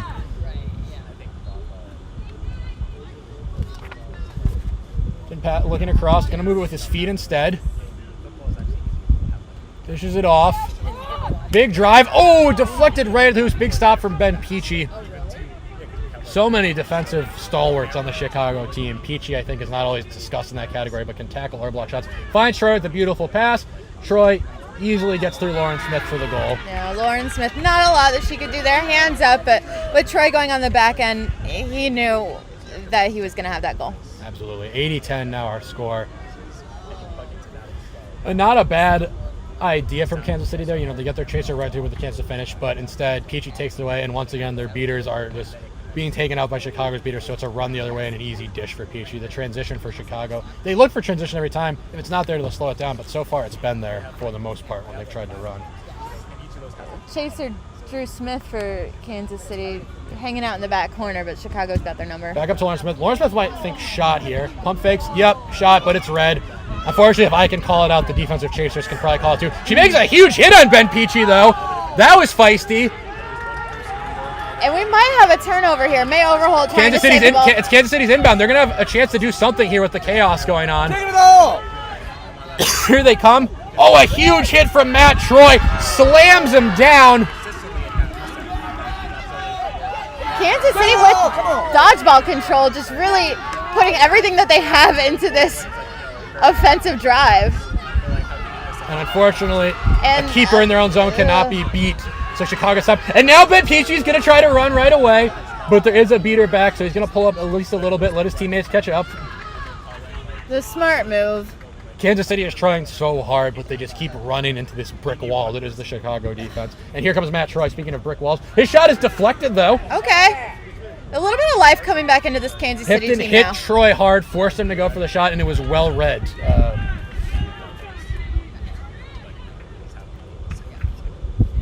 So a good defensive stand there by Kansas City, but they have to start putting some points on the board, trailing 80-10. Lauren Smith, who I don't believe is subbed yet this game, at the controls again for Kansas City. Big exchange of beats. Smith has room to operate.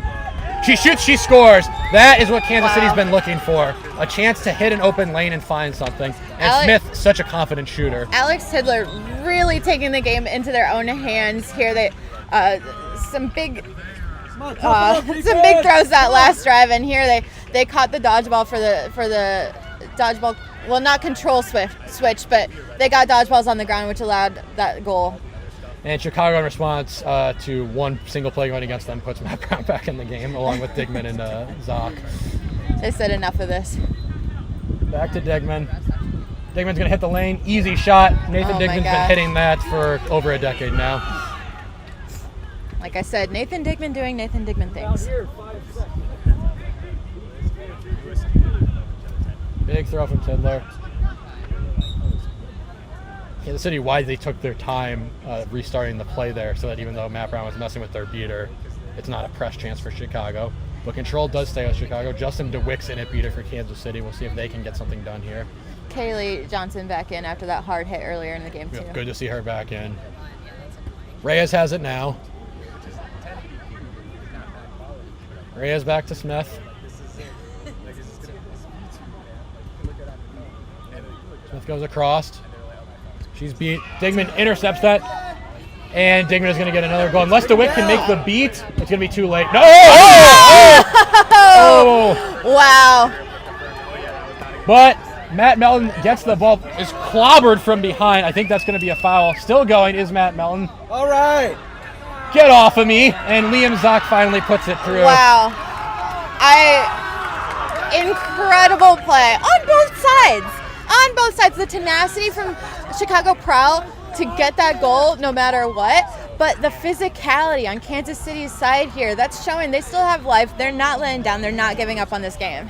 Yeah, so your coach always tells you, put the hand through the hoop on the goal, don't take any chances. And Nathan Digman was trying to do what every coach says, only to get beat in the back because he took that one extra step. But Matt Melton, I believe one of the oldest players on the field, is the first one to the loose ball, gets hit again, finally dishes off to Liam Zoc after drawing the entire defense to them. Liam easily finishes. Just so impressive from Chicago. Oh, I think they ended up blowing it dead before the goal, I guess. Okay, so there shouldn't be time served here, if I'm correct. So number 2, Kansas City, Janessa Deuce, is getting a yellow card here due to illegal contact to the neck. And typically a yellow card would come with time served in the box. However, if the goal was scored on that play, that would negate her time served. I think Kansas City is asking this very question, and Brandon Clark, the head referee, is explaining why that's the case. We just don't know why it's the case. Yeah, and this might be Janessa Deuce just taking responsibility for that hit. She's a rookie this season, so maybe receiving a foul to her means going to the box, and everyone just said okay. She's in the box. Well, so she is still in the box. I don't know if someone else was in the box that is released by that goal or something else that we're missing, but they're putting her in the box despite that goal having been scored. So another tough break for Kansas City. Yeah, there must be something we don't know that we missed there. 100-20 in Chicago's favor here.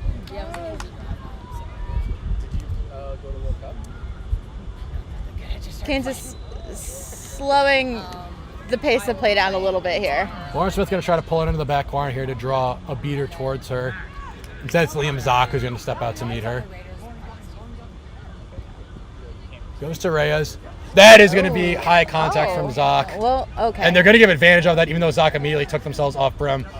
So, but because Kansas City stopped advancing, now the call is going to be made. So that was Zoc immediately heading to the box. Yeah, they Zoc know what they've knew done. it already.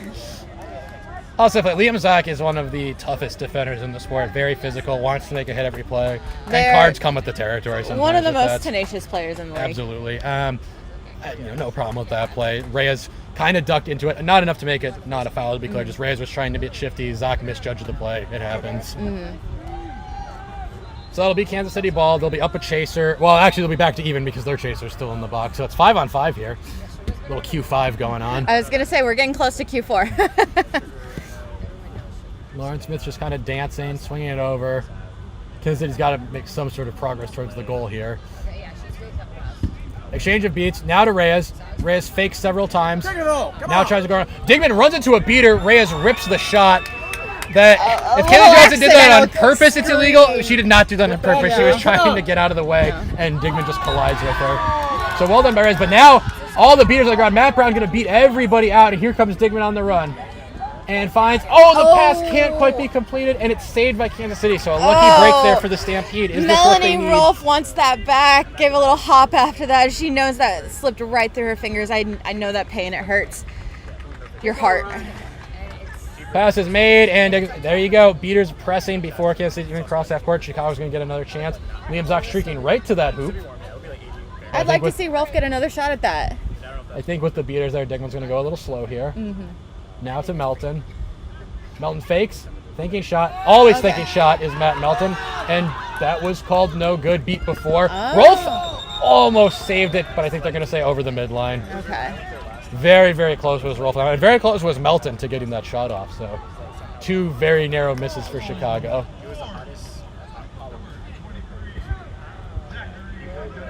So Lee Dickey's ball. And as soon as they cross half court, Chicago should try to press them. They have no one to pass it to. Yeah. And yep, Digman is right there. Playing a little high defense. And it's going to be another turnover. Oh my goodness. And Matt Brown makes the beat, and Chicago can run again if they choose. No, DeWitt does get back, and actually Kansas City's going to save control off of that. Camila Rodriguez there, newer to this squad, just a little hesitant on that play. She could have saved it, I believe. That was Matt Brown seeing 8 steps ahead, and his beater partner maybe only seeing 3 steps ahead on that one.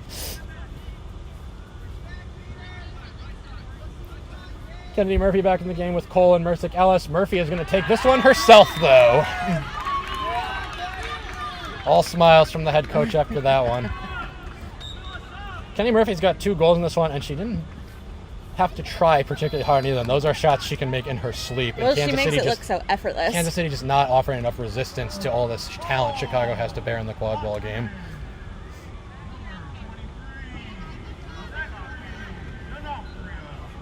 Okay. 110-30 is our score.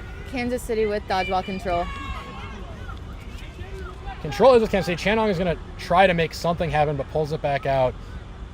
And the Kansas City Bears, I think, are just playing a little too cautious. They're worried about the Chicago Bears, but you got to try to make something happen. You're down. You're the underdog. There's making something happen. Nice pass, but it's deflected. It is going to be Kansas City first to the loose ball. J.D. Hopkins putting all he has in that. Makes the shot. Finds it. There it is from Kansas City. The second effort is rewarded. Big exchange of beats. Walters can't catch it, though. Kansas City should have control here. Shannon Ogg might consider turning around and launching a press. Yes. Yes, they should blitz Kennedy Murphy as soon as they cross half, so Kansas City not able to launch a press there. Cross to Cole instead. Back to Murphy. Nice impatience from Chicago here. Sending it over to Mercick Ellis.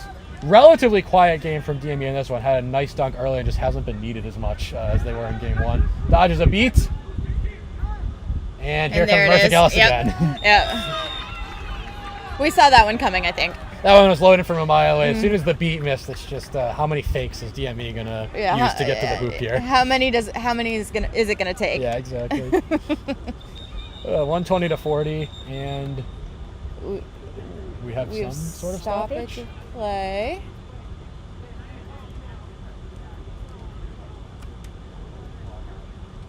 Kennedy Murphy heading over to the referee congregation. And Kansas City's speaking captain already got told to back away from the ref congregation, so I do not know what they're discussing, but both coaches would really like to know.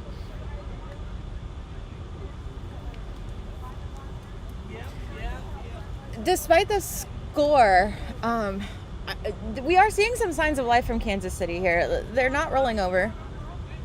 Yeah, absolutely. I mean, it's been Chicago is, up top for a reason. They're the stronger team. They played very well. No goal is the call there. It's going to be a yellow card on Ostrov or something in the beater game, so that's huge for Kansas City. But Kansas City is fighting in this game. It's a little closer than game 1. It's just, again, too many transition chances for Chicago. When they force Chicago on the half court, Kansas City has been able to string together some stops. Obviously, Kennedy Murphy's had a couple nice shots. DME had that one over here, but Kansas City's doing decent enough in the half court, but not putting up enough goals and too many turnovers is still the story. Mm-hmm. With Ouster out in the box during the go at the Chicago Bears, even in this case where the Chicago's beater does not have a partner. Walters is by himself, but Kansas City's beater is still just playing very cautious. Now Ong is going to make their play. It's a no-beater situation. Nivs drives. Oh, no. Robbed by the rim. Mercick Ellis tries to save it, which was a mistake because it's going to go back to Kansas City. And now a chance for KC. They need this goal. They are going to get it. Hendelman again. Big goal. Let's get back in. That is one where you're trying to make the hustle play, but Mercick Ellis maybe should just let that roll out of bounds. Tighten up, defense. Come on. Then even if it's off you, you can just play defense. So here comes Cole on the other end, though. Aggressive beater play from Chicago is going to rebound control, and there's no beaters in for Kansas City. So here comes Cole on the drive, going to get right to the rim and make a big statement dunk on Himmelman. He had that middle hoop wide open, but decided to go for the contested near hoop and having complete confidence in his game. Wanted the poster. 120-50 now. Quick exchange of goals there keeps the deficit at 70 for Kansas City, and timeout for Kansas City. I think KC looks relatively fired up. I think they're feeling like they've played better in the last stretch here, and if they keep that up, they can work their way back in this game. Let's just take a breath here. Let's chat and make sure that we're all on the same page, and maybe we can string some points together to end the first half.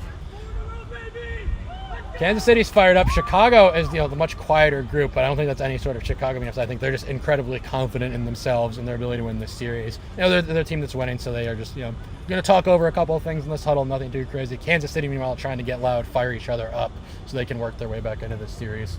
What I do like about Chicago is with this score deficit, they're still playing their game. They're not lowering their level of play, and they're still respecting the heck out of Kansas City.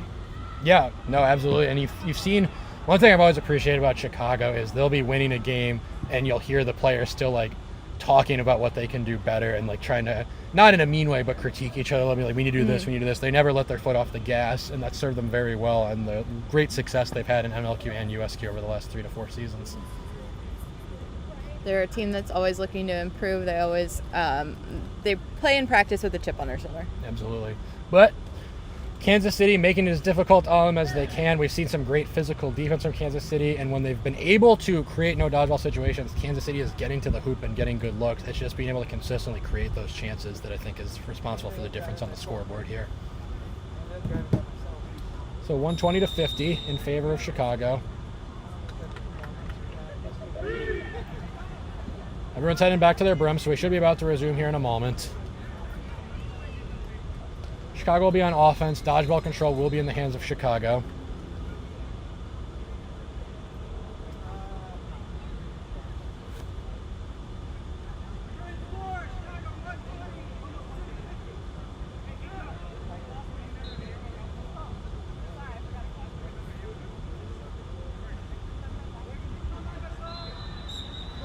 We're live again, so a little discussion between the players and the refs there. Here comes Kansas City on offense. Nibs handling the ball.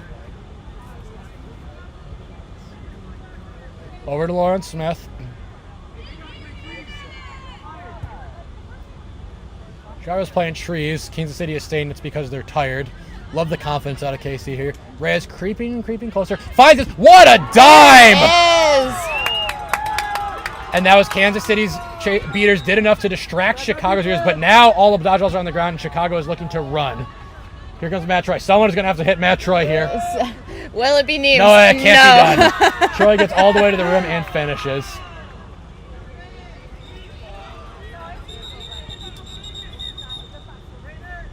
And Degman and Cole might be the more composed veteran keepers, but Matthew Troy is probably the most unstoppable one-on-one option Chicago has. We do have a player down, unfortunately, for Chicago. Yeah, Matt Troy, an unstoppable force, and who's going to be the immovable object on Kansas City to stop him? You hate when someone, as a defender, you hate when someone that large can move that fast. You're normally hoping a big, strong player like that is at least slower than you. When Matt Troy gets up to speed, whew. Look out. Amelia Wink walking up the field on her own. She went down on that play. No fouls are called, so Troy's goal is good. As you said, the injured player able to walk off under their own power, which is great to see. So we're going to resume 130-60 now. Big beat. All the dodgeballs on the ground again. But that pass is wide. Missed opportunity from Kansas City there. I know they want that back. And these are just the little things we're seeing from Kansas City.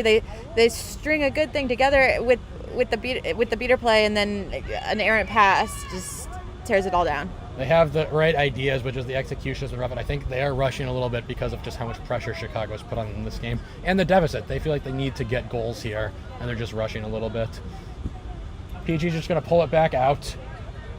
swing it all the way around. Has an open hoop, pump fake, shoots. Oh, it is blocked read well by Reyes. And Reyes can run here. Yeah. Will have to beat Peachy, but has nibs. Easy dish, easy transition goal for Kansas City.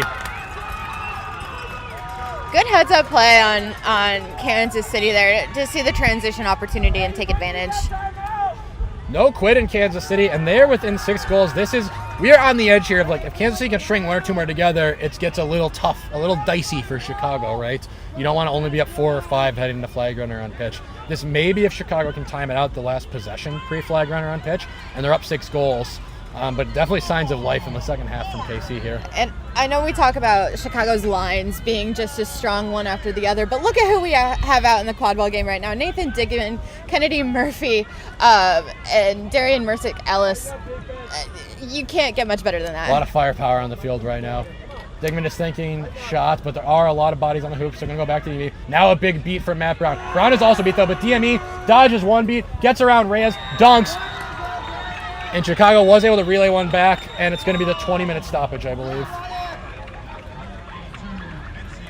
No, we're going to possibly have some sort of discussion. Yeah. And I think there was a dodgeball that was in the vicinity of Mercick-Ellis. Mercick-Ellis obviously continued playing, and no ref said anything at that moment that we could hear, so assumed it missed. But possibly they were debating that. Okay. They are going to say good goal. That's what we thought. Looked like the beat missed from here.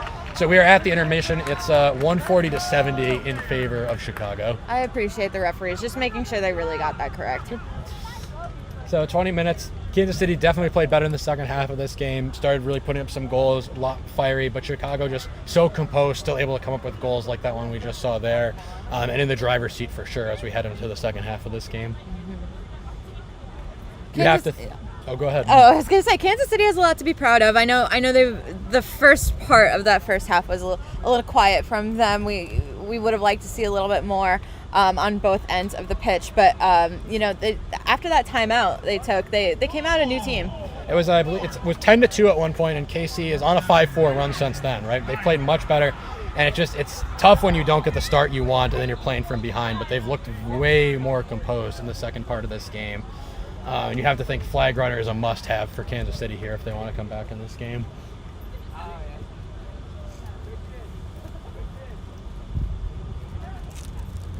Chicago's already back on the field. Kansas City's still in the huddle. 140-70. The set score will be 200. Chicago, probably not a lot to talk about. It really seems like they're playing their game. They're playing it well, Chicago style. I'm sure the message from head coach Kennedy Murphy was keep it up. Yeah, absolutely. Right, we're right where we want to be. At the end of the day, being up 7 goals versus 15 goals or whatever, you're up by enough goals that even if the other team catches the flag, you still have a nice cushion. You just got to keep playing your game, take it 1 possession at a time. And if Matt Melton does come up with the flag here, great, we get to go home a little earlier. But I think Chicago feels like they're right where they want to be.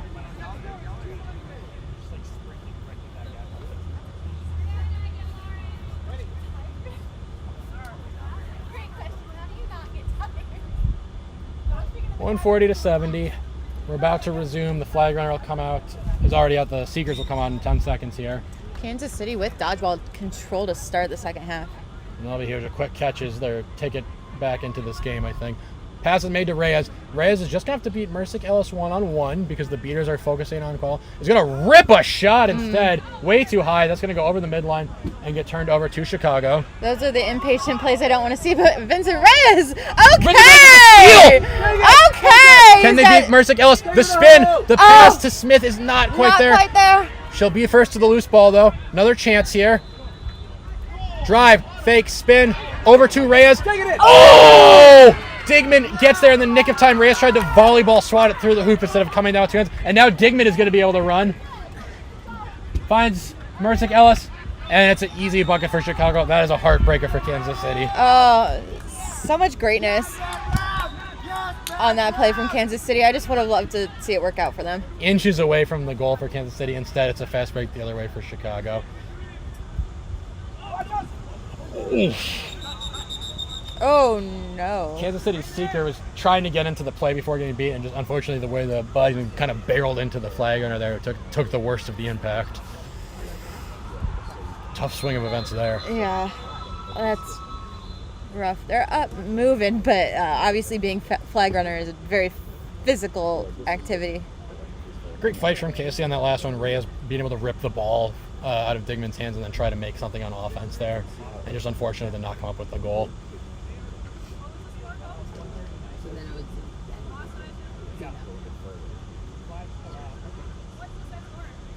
I think they're discussing if this is possibly going to be a charge on the flag runner by the Kansas City Seeker, who came in at pretty high speed, possibly a little out of control, up to the refs to decide if it's card worthy or not. Flag runner testing out his legs, just making sure he's still okay. Took a hard hit on that one. Might be the hardest hit we've seen in this game.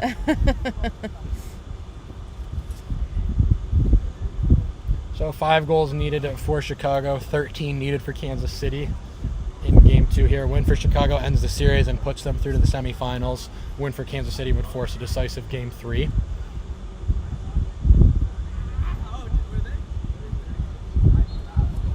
Got the New York Titans warming up behind us, getting ready for their second game against the Charlotte Aviators. I think a relatively close game. I think I heard 130-90 on the other pitch between Boston Forge and Minneapolis Monarchs. So a lot of good action here in the quarterfinals. We're just really gearing up for a great day 2 tomorrow. Yeah, I think the semifinals and finals are going to be some of the best quad ball we've seen at an MLQ Championship. Just the talent on display here is top notch. The referee's still discussing the series of events that involved the flag runner there. Yeah, given how involved the flag runner is in the discussion, I assume it has to be about that.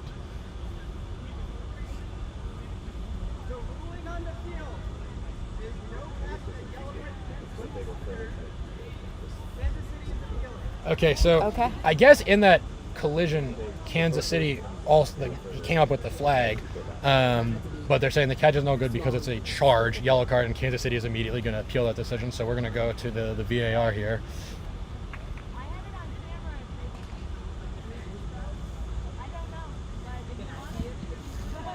So the refs are going to come join us in the booth here, I think. Had a fun thing I've never seen in a quadball game before in the play-in bracket, where Houston tried to appeal something that they are not legally allowed to appeal and got a yellow card to the coach for that. Never seen that in a quadball game before. Oh, yeah. I've never heard of such a thing happening You before. never know what you're going to get at MLQ Champs. This appeal is legal, though, so the refs are coming over to take a look at the video.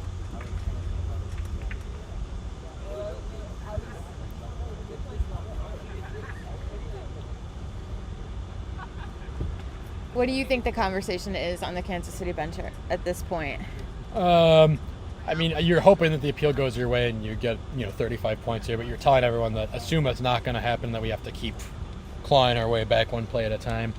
And we just have to finish those plays. I mean, Reyes, you'd love to see him grab it with 2 hands, come down, and then he has a chance to put a move on Digman. It was going for the volleyball swat that Digman was able to just come in and just slap the ball. If Reyes catches it and Digman flies in out of control, you draw a foul because it's the defensive receiver. If Digman has to slow down, then you have a chance to land, make a move, just stuff like that. They're going a little too quick.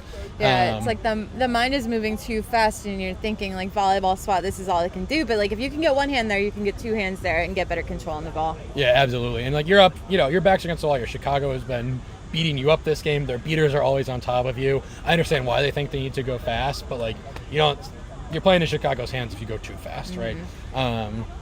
And we've seen them put together some really impressive goals at times in this game, Kansas City has, but Chicago is just making it so hard on them.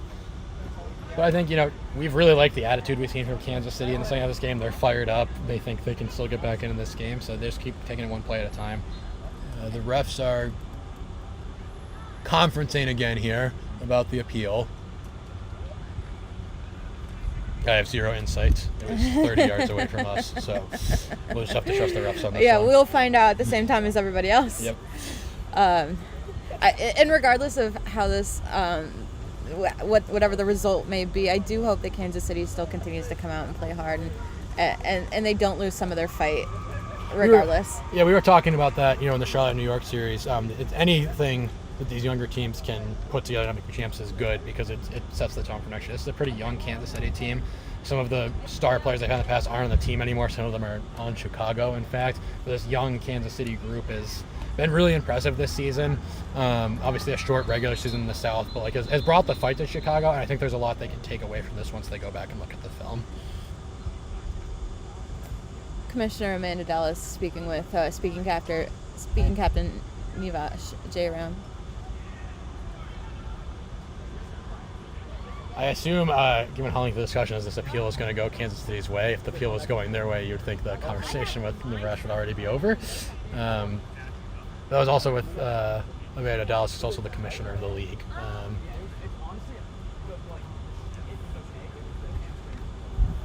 All right, here come the refs.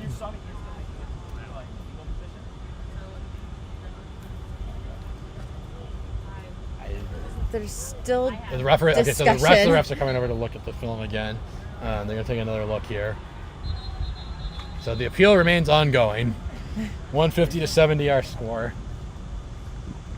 Both teams just keeping moving, staying warm on the sidelines. At least it's cooled off. You know, you hate to have a long stoppage like this at like 1 o'clock in the afternoon with the sun beating down on you, but it's cooled off nicely here. Yeah, I appreciate that. Thank you, Buffalo.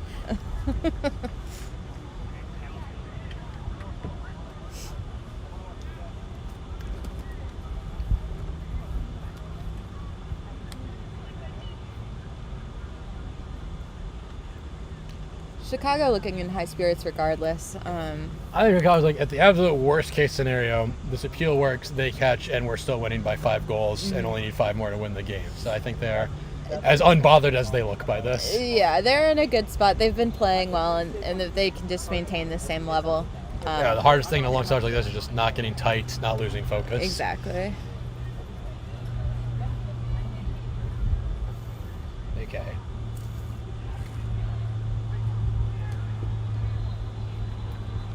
So discussion is continuing among the referees.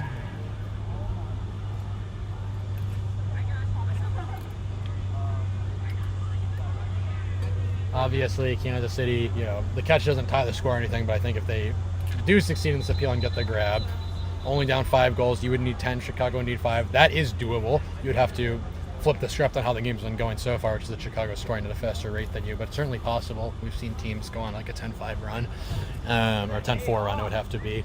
Well, a stoppage of play like this is a momentum killer, and it can really change the way that a team plays. So, you know, if you're Chicago, you want to stay focused here. You don't want to lose your heads. You don't want to forget the goal. Yeah, this is serves as almost another timeout for Kansas City. This appeal does. They get a lot of time to catch their breath, calm down, and figure out what they need to do differently. Which again, I think it's small tweaks, right? They were very close on that last offense we saw from them. With the volleyball swat, and then instead Chicago gets to run the other way. If you clean that up, you get the goal and Chicago doesn't, you know, then you're down. And that can be huge for a team that's getting tired legs, like, you know, players like Lauren Smith, Vincent Reyes, who've been playing so many minutes this game. This break is allowing them some time to recover and freshen up. Yeah, exactly. So I'm sure Kansas City is happy for how long this appeal is taking, if nothing else.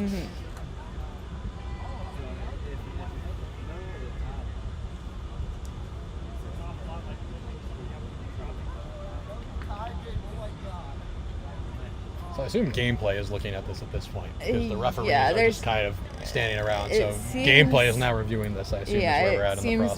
It seems like it's been escalated to another level. The Supreme Court is taking a look at this now, Big catch on the other field. Minneapolis caught the flag runners, what we're hearing from the PA announcer.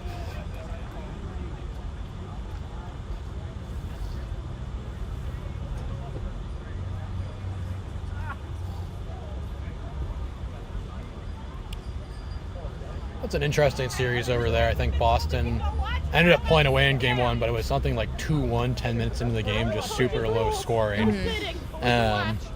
Interesting clash of styles in that Minneapolis-Boston game. Yeah, I mean, you have a team that is very disciplined in Boston, and then Minneapolis can run around anyone all day, every day. So. Yeah. We've got a good game going on here once we get back from this appeal on the potential flag runner catch or yellow card. You know, it's going to be a big swing either way. It's either one team catches the flag or their seeker goes into the box. Yeah, not encouraging anyone to switch streams or anything. Stay here. We will have the appeal decision as soon as it's announced, and we'll get this game back going. Okay, the captains are being summoned.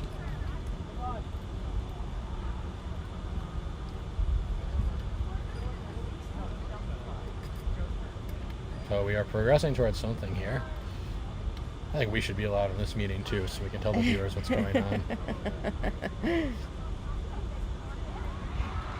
Yes, purely so that we can relay and not for our own. Not because we're interest. nosy, we're trying to serve the public. Other players for the teams seeing how close they can get to this Right, conversation. yeah. Right, Matt Melton was definitely not one of the captains. Matt as close as he could possibly be without being told to go away. Based on Matt Melton's reaction, I have some like guesses Chicago, on how this might be please. going. Nathan Digman inching closer. Okay, well, Matt is just in the huddle now, so I guess this is just anyone is welcome at this Yeah, point. Matt Melton might be wishing he was wearing his own referee hat right now. Yes.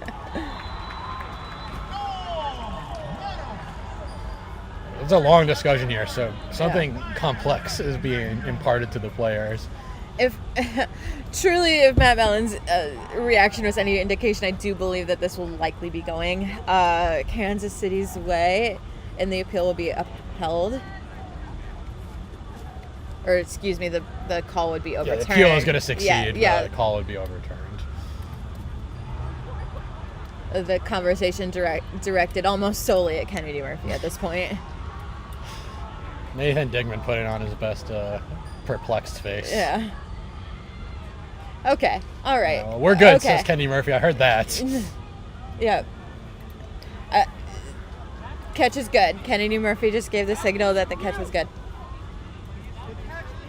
Wow. Let's go! Wow.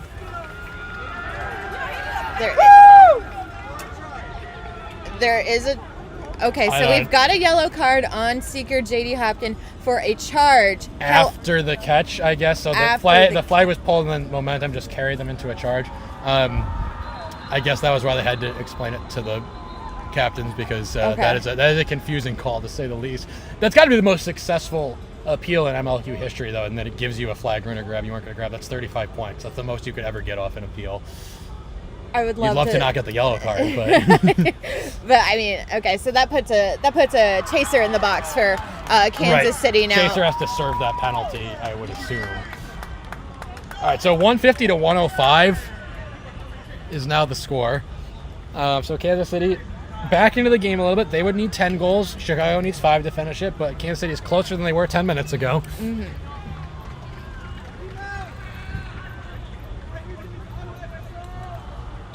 All right, 150 to 105 after that appeal. And here comes Matt Brown. 1 beat, 2 beats. Gets it off Lauren Smith. Make that 3 beats. And Nathan Digman has the ball. Digman is thinking shot, but there are 2 Kansas City beaters back. Now Digman has room to work. Gets it to Mercick Ellis. Easy finish. I love those crisp, clean passes from Chicago. I'll never get over it. So composed from Chicago on that one. You know, I know a lot of ball handlers in Digman's shoes who, as soon as they cross half court, would be thinking shot and just run in and shoot. And, you know, if it goes in, it goes in. If it doesn't, Digman kind of pulled up, danced, waited a second, and then a pass opened up. So that's great composure, great veteran play. And that's what makes him such a dangerous player, because he can do both. Ooh, and Lauren Smith tries to drive in, but it's deflected. Tough to shoot over Darian Mercick Ellis. Control is still with Kansas City. They're just struggling to turn it into anything here. Ong steps up. Pump faking a lot at Matt Brown. I think Matt Brown is an I'll believe it when I see it stage with these pump fakes. Unconcerned. Ooh, the ball. Justin Cole is going to save it and get it back to Murphy. So that was a lucky break from Chicago. And Shannon Ong missed a beat, and dodgeball control is going to turn over to Chicago. So just what Chicago was looking for there. Back to Murphy. Over to Justin Cole. Draws the beat and gets it back to Murphy. Murphy's got space. She goes to Digman, and this should be a pretty free goal. Great patience from Chicago on that one. That was exactly the outcome from that drive that they wanted. They got dodgeball control back, they were patient, and they got the goal. 175 to 100. 170 to 105, excuse me, is our score. So 3 more needed for Chicago, still 10 needed for Kansas City.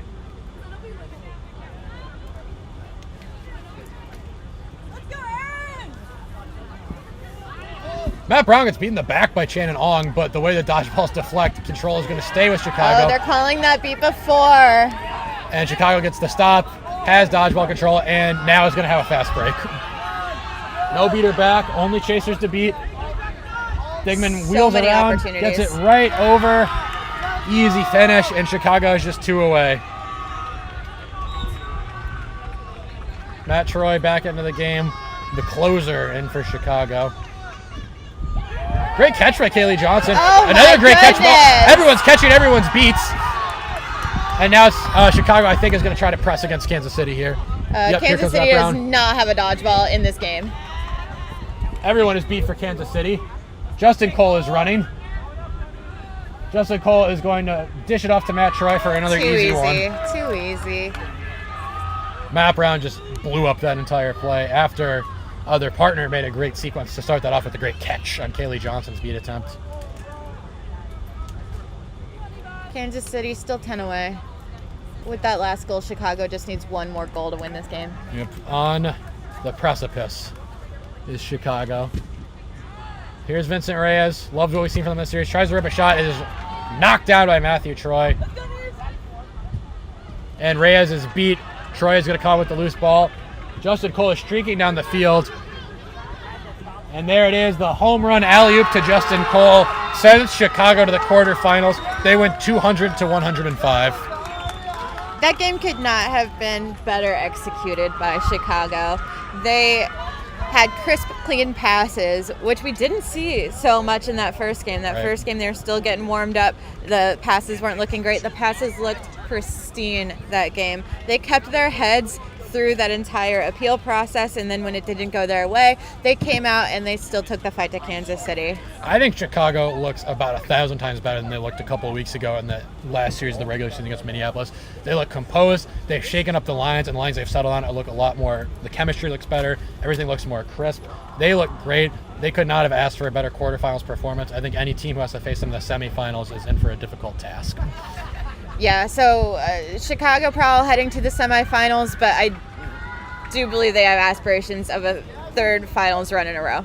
Absolutely. Kansas City, the season ends here. Nice regular season. They come in second in the division, make it to the quarterfinals. Had good moments in both games 1 and 2, just not able to string together a complete game against this dominant Chicago defense. But a young team, a lot to be proud of, a lot of takeaways for them. And we hope that they can continue to build this next year, because that is a young team with a lot of talent. Yeah, we'd love to see them come back next year just as strong. We'll be back very soon on this pitch for New York versus Charlotte, Game 2.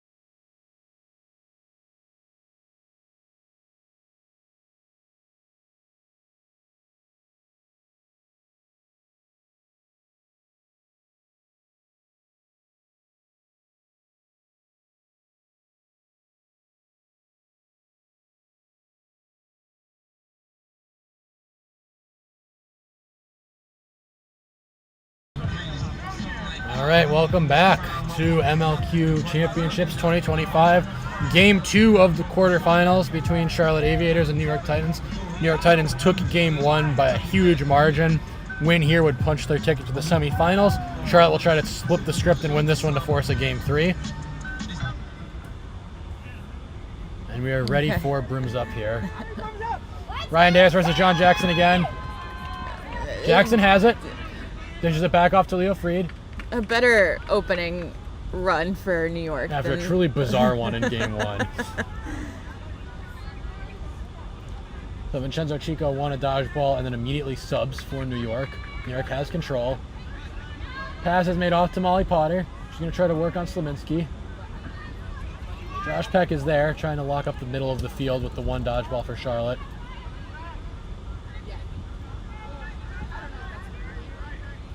Tessa Chico in with Devin Lee now. Jackson across to Freed. Dodgeballs are exchanged. Free is stalled by Davis. Now John Jackson is going to get right to the hoop and get the easy one.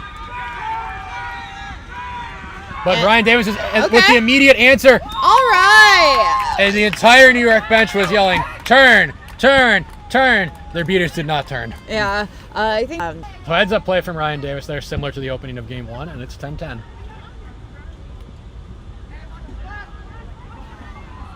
Easy pass to Leo Freed, easy goal. Devin Lee was sitting there to set up the hammer. All the other dodgeballs on the ground. Too easy for New York, 2010. Charlotte focusing on the dodgeball game and kind of let the quad ball go on that one. And they did save control, win control for that.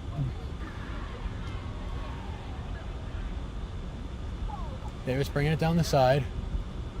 Sminsky pulling back up top. Long floated pass over the top. Big hit from John Jackson.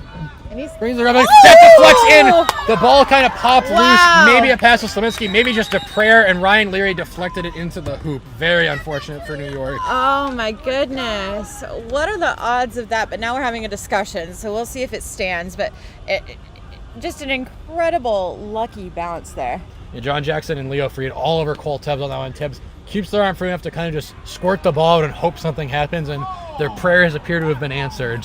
I wonder what the discussion is here, because there didn't seem to be a protest from New York after that. They were ready to pick Ryan up and Leary go. protested against her bad luck, I think, by going, oh, but it wasn't like that didn't go through or anything. But the coach of New York clearly has something to say about it, so we'll see. Goal is good. Goal is good, okay.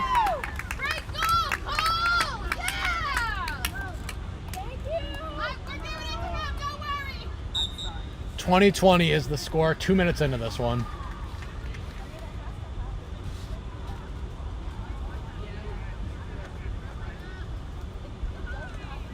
John Jackson going to bring it down the left wing again.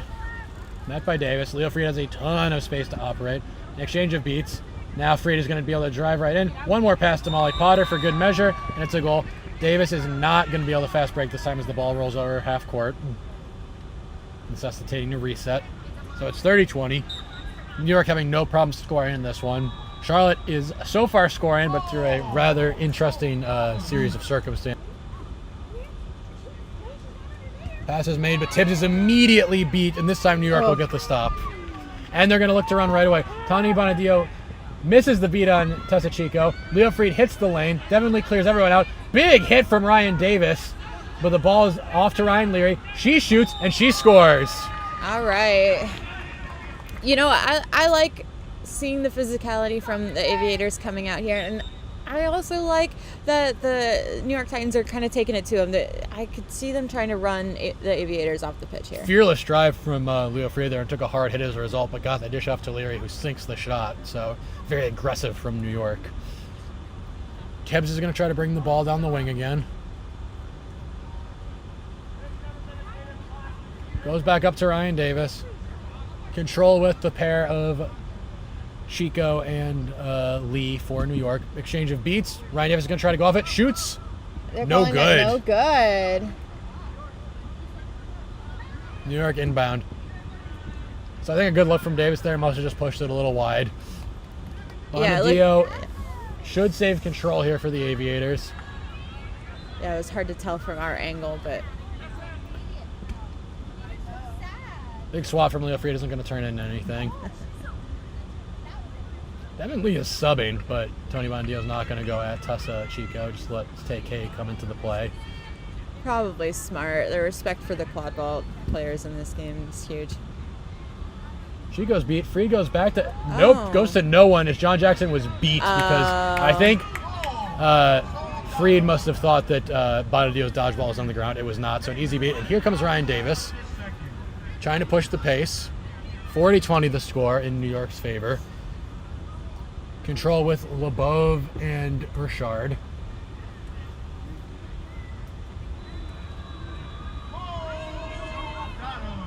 Davis dances on Jackson, tries to shoot. Molly Potter swats it with authority, but Melissa Ross will get the loose ball and get it back to Davis, who's going to go again. And now Davis has room to work. Fakes, goes up, posterizes Leo Fried. You know what? That doesn't happen to Leo Fried very often. No, not at all. That was an impressive take from Davis.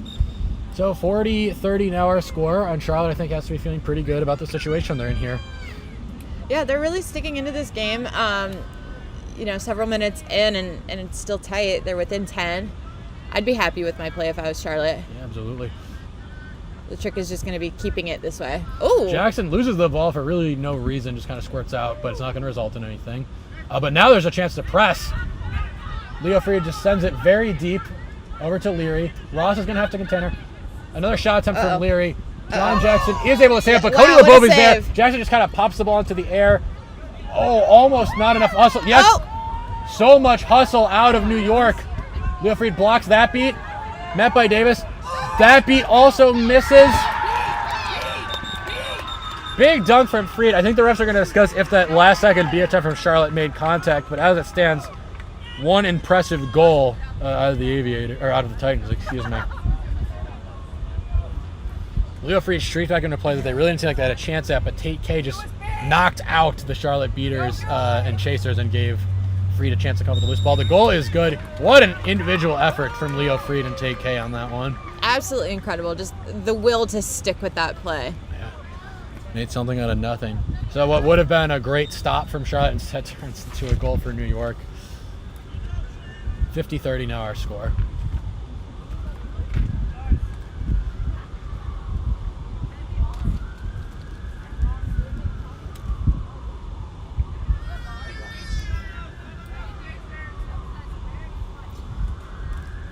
Ball in the hand of Tibbs now. Still this first line for the most part from Charlotte. Ball goes behind, but the pass back up top is hauled down by Jackson. Lebov is beat. John Jackson is going to send it across to Leo Fried. Yeah. Easy goal. Too easy for them there. Take K clearing out that lane, and there was no one back. Yeah, only one chaser to try to stop Jackson. Fried is there streaking, and Lebov was beat. Tried to dodge Take K's beat, but nothing doing. Fresh legs in for New York. 60-30 our score. And we'll see if this is the same story as game one, whereas Aviators and Titans both get deeper into the depth. The Titans are able to pull away. The second line was really impressive in game one from the Titans. Melissa Ross is going to send it over to Lee Hodge, who has an opportunity to shoot. No good. Ooh. Hodge was feeling the pressure on that one. Had no choice but to rip it right away with the beater pressure there, yeah.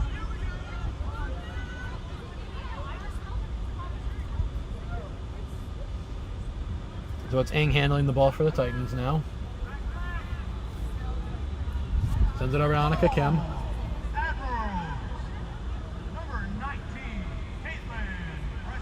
Eng sends it back to Kim. Kim has a chance to shoot. It is deflected by Zach Thompson, who read that perfectly, but I think would have loved to catch that instead of the big swat, which just sends it right back to New York. Kim is now going to send it to Cody Swarthen. Shot attempt is, no, it's a pass to Eng. No good. Sideline ref calling it good, but head ref overruled by the head ref. Must have been wide.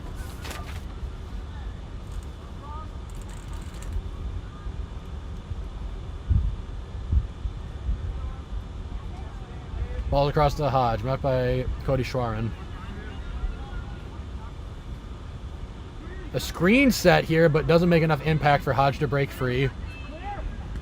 Back over to Thompson. Ross is trying to screen off Annika Kim to open up a hoop for a shot. Thompson is thinking about it. Thompson's pretty much always thinking about a shot and going to try to drive instead. Wrong foot's Cody Swarthen, sends it over to Hodge. Hodge rips, and it's high. Oof. The beater pair of Celine and Lebove are really like focused on keeping that dodgeball control. Spring an upset, but that means they're not going to risk the beaters too much on offense.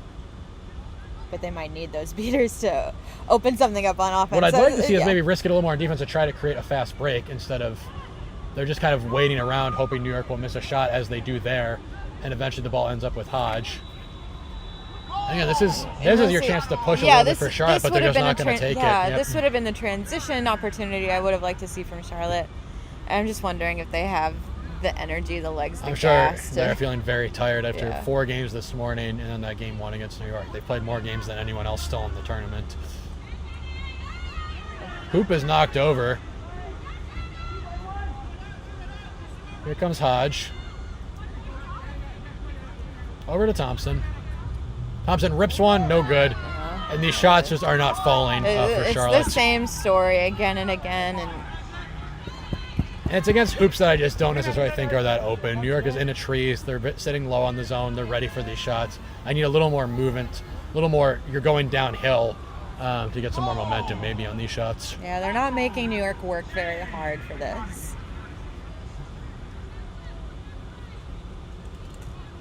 Cody Schwarren bringing the ball up, sends it across to Kim. Here comes Kim again. Trying to bait Thompson, I think, but eventually just sends it to Ng. Here comes Ng. Shot is past Kim, and her shot just hits the rim. Unfortunate, but Ng is going to be first to the loose ball. Good hustle play. Sends it back over to Kim. Second chance. She's going to try to drive again.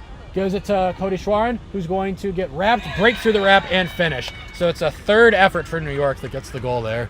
That's how you differentiate between the good and the great teams. Who can get that goal on the second, third, fourth attempt? Absolutely.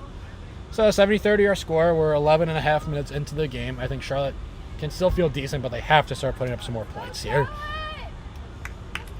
Yeah, it's with a 40-point differential, it's not as comfy as it was first 5 minutes. Hodge tries to shoot game. and is blocked again. Ng is just right for this. I think Ng is one of those players who might not be that tall, but their ups in anticipation are so good that's not really open. Great pass from Cody Schwarren to Ng, who's rewarded for their defense with a breakaway goal. 80-30 now the score.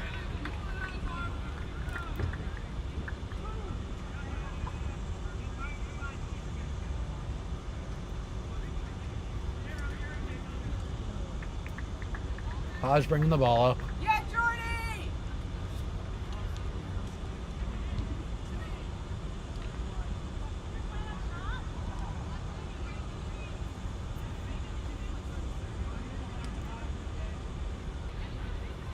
The beaters for New York were pretty distracted. I think Charlotte just is rushing when they don't need to, unfortunately for them. Yeah, I think they're feeling the panic absolutely. Of being down 50 now in a 80-30. do-or-die game. Yes, they feel like they need to be scoring here to get back into at least flag runner range.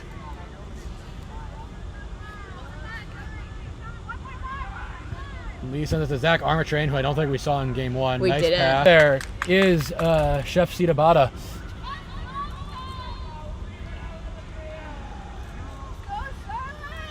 At least he has learned a thing or two from playing with Armatrain, and that was an absolute bulldozer drive.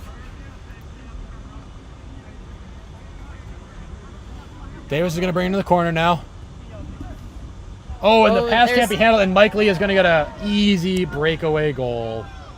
Another finger roll out of Mike Lee. That's been his MO all day today. And it is now 100-30.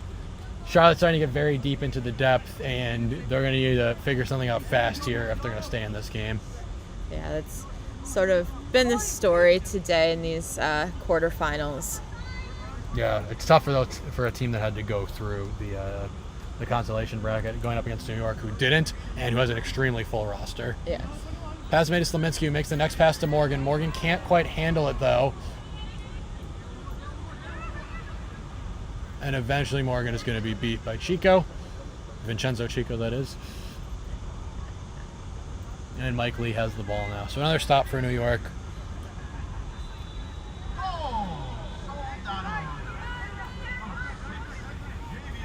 Mike Lee looking for an opening here. Chico has all the dodgeballs on the ground. The pass is made to armor trading. Going to be very tough for Charlotte to stop armor trading that close to the hoop. It's a big dunk. Yeah, I wouldn't want to be one-on-one against Zach armor trading. Absolutely not.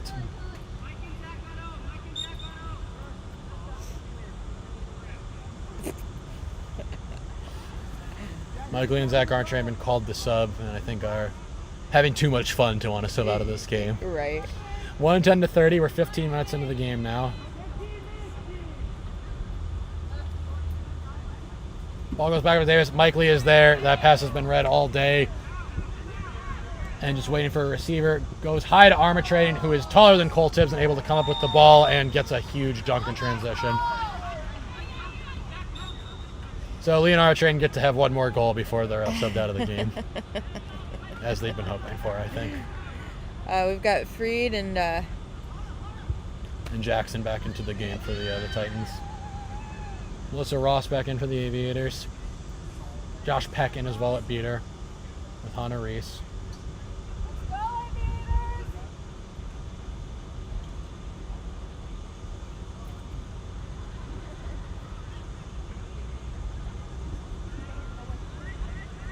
Pass is made to Melissa Ross. She goes to Ren Morgan. Okay. Morgan's gonna have a chance to do something here. Oh. Tries to drive through 3 and get shredded. I think I would have liked to see Morgan try to do a shot or a pump fake there. Yeah, just something, one more step. Freed is screened hard. Oh, there goes that Davis hook. was screened hard by a beater, but it was incidental, so Freed gets free and eventually finds Jackson for the goal. Freed gets free. Freed gets free. 130 to 30.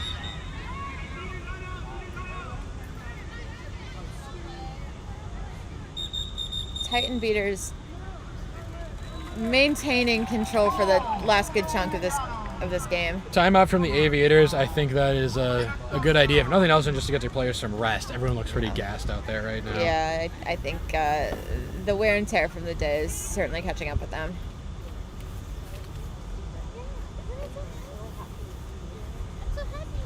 So at 130 to 30, again, another great opening from Charlotte, and then just not able to continue to string together the same level of dodgeball control and pace control in the second half of the game. And New York's really opened it up in the last 5 minutes. They went from up 7-3 to up 13-3 in just about 5 minutes. They're just making it look easy in textbook. Charlotte's not giving them a whole lot to look at or deal with here. But you know what? Charlotte has been a really fun team to watch today. I appreciate that they're still, giving it their all out there. They're still trying to make stops. We've seen some real big hits from Charlotte in this game. And they're still trying. Ryan Davis really animated in the team huddle over there, probably trying to breathe some life into his Charlotte Aviators team. Keep everyone motivated, absolutely. That's huge at a moment like this.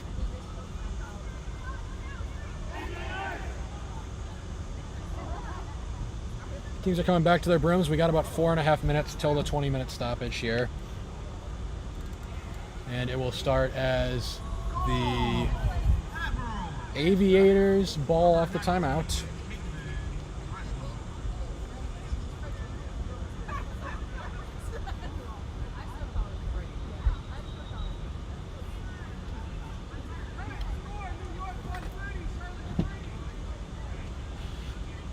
Players are all back out. Refs are giving the signal to resume, so it'll be 130 to 30. Charlotte will be on offense. Dodgeball control still with New York. It's Lee and Chico back in the game.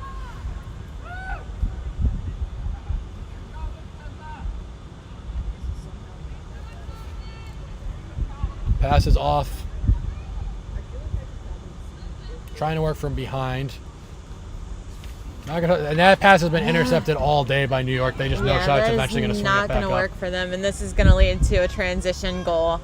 Great pass from Jackson to Freed. Too easy in transition. New York's not even, having to do anything that interesting on these plays, right? It's just a free breakaway. You're on a 2v1 drill like that, your first quad ball practice at college.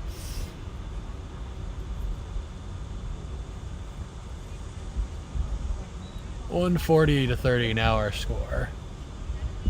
Creeping up on that 20-minute mark.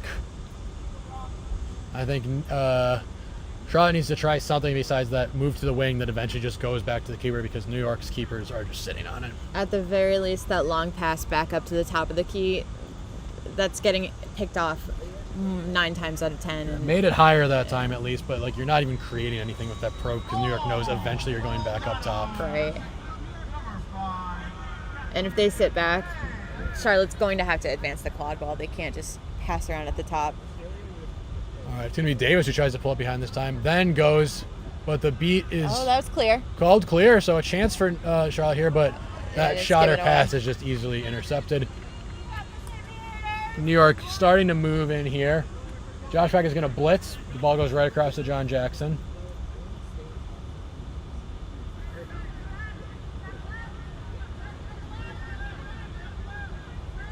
Back across to Jackson. Patient look here from New York.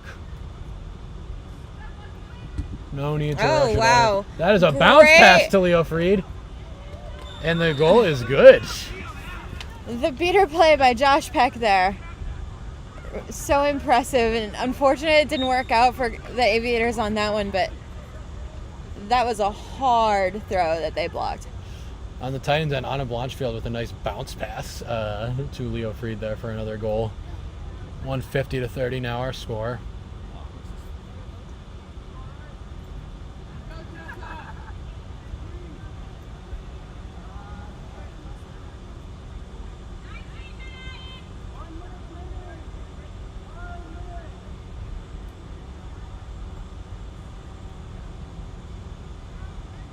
Charlotte probing the side again. And again, the keeper is just sitting on that easy reset to try to take it away. Spin move here. Okay. But loses the ball. Oh, A great play from Blanchfield there to get the stop. On Hirsch's attempt at a spin move and drive. Cody Swarin goes quick, finds Ing. Ing puts it through. So Charlotte should end up with the last possession here. We're about 20 seconds away from the 20-minute timeout. As long as Charlotte doesn't go too quick here, they'll get the last possession. They trail 160-30, and they don't look too interested in going quick. no.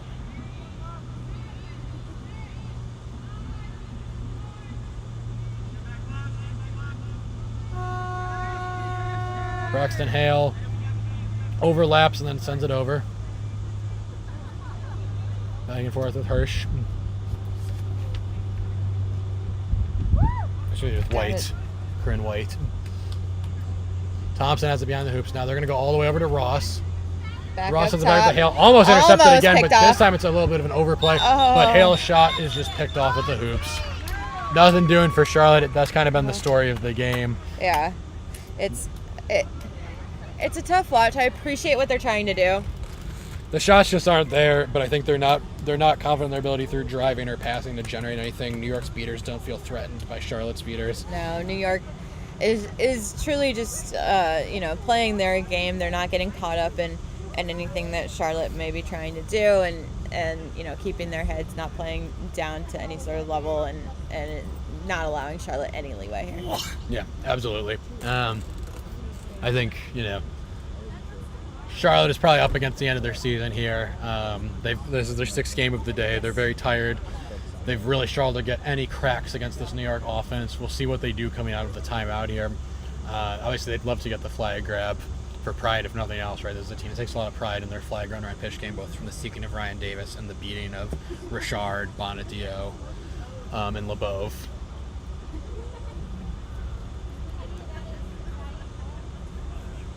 Would like to see them, come out a little bit of energy, a little bit of fire. At least, end the season on a high note. Absolutely. However high it can be in a situation like this. Yeah, absolutely. You'd love to see that. We saw them, again, both Game 1 and Game 2. The opening has been strong out of Charlotte. It's just the inability to continue that across the whole length of the game as they get into their depth. And as New York gets into the frankly, New York has gotten stronger as they've gone further into their depth, it seems to me. No, I agree. New York, they're not putting out a line that isn't performing. That's not their MO. That's not the game that they play. And Charlotte used up everything that they had in the first 5 minutes. And unfortunately, all they can do is chase here. And used a lot of, I think, that energy, just getting to this point, right? Those 4 games they played today, I think, It's brutal. It's brutal, and Charlotte doesn't have a full 21 here. They have close. They have a decent-sized roster, but not the same depth that New York has on display. Absolutely not. Starting seekers for this game for New York, Mohagog. No, Vinny Iannucci. Oh, Vinny Iannucci. Mohagog's unavailable this weekend, actually. But Iannucci, a very successful seeker. We thought we were going to see them in game 1, and then Leo Fried grabbed the yellow off their head at the last second. But we'll see Iannucci in this one. And it's going to be a change for Charlotte as well. No Ryan Davis. Yep, they're going to send in Tibbs instead of Seeker. We've seen some great things out in the Chaser game as New York quickly puts another goal on the board here. Yeah, first 10 seconds of the game before Seekers are even released. Scored before the Seekers even came out. Oh, wow. Oh, and we have a stoppage.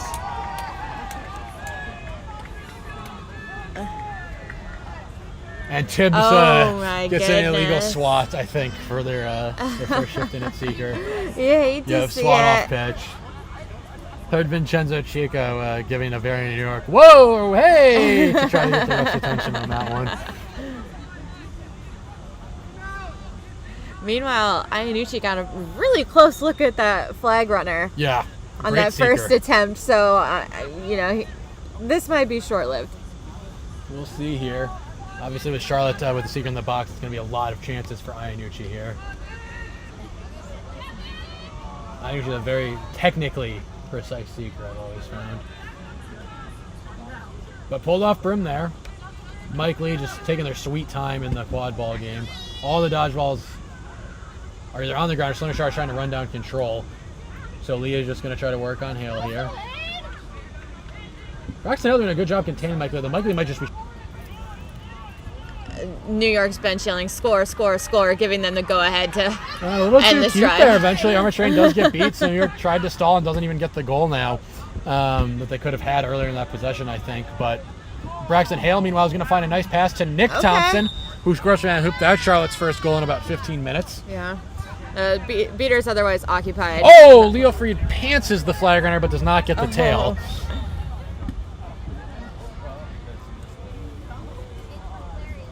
Here comes Mike Lee over to Armor Trading.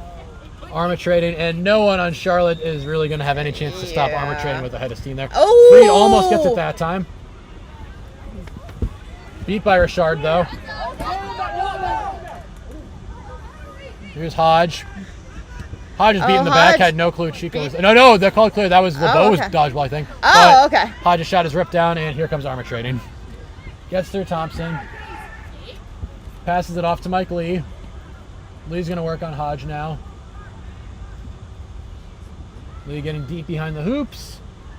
Flicks it over. Oh, and Avery Oliver goes for the big dunk, but is deflected by Nick Thompson. And Nick Thompson is going to get the run here. Fast break, one-on-one versus... And Leo Fried has the catch. Possibly. There was also a turnover. A lot going on right in front of us here. That was a wild couple of seconds we had. There was a fast break opportunity from Charlotte with Nick Thompson. They get beat, picked up by Zach Armor Trading. Meanwhile, there's a potential flag catch. Everything went New York's way in that sequence. Yeah.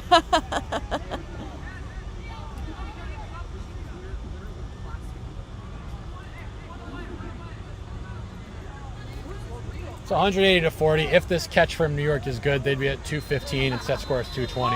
And it is good. And Zach Armor Trading may be about to bring this game to a rather unceremonious ending. New York 1 goal away from ending this game and ending Charlotte's season. Armor Trading's going to take about 2 steps here, and that's going to be the end of this quarterfinals. No dodgeballs. Richard is there, but I don't think she's going to get there in time. Oh, Armor Trading biffed it. Goodness. Spoke too soon. Oh, the pressure. Hodge comes up with the loose ball. Sometimes you're too open. You see the whole world in front of you and you trip. Too much time to think about it. So Charlotte gets another crack at it here. Hodge is going to run the overlap with Ross. Worker on Oliver is beat. First loose ball, though, is going to be Charlotte. That's Lauren Hirsch. Met by Mike Lee, though, and Lee is eventually going to just rip the ball out of Hirsch's hands. All right, here we go. New York's second chance at ending this game. Sloan Richard is in the play, so 1 beater in for Charlotte. Beaters are going to sell out there. Richard is beat. Lebov has one. Lebov dodges the beat, wow. but is wrapped. Armor Trading is going to get all the way to the hoop. No doubt this time. But well, I have some doubts. I guess no good. Oh, and here comes no. Lee Hodge. I don't even know how they missed that one. Hodge rips it because they were about to get beat, and Nick Thompson was the only receiver in the area, also got beat. Charlotte got out a bit ahead of their skis there. Oh. Third time's a charm here for New York. Not saying anything till they blow the whistle.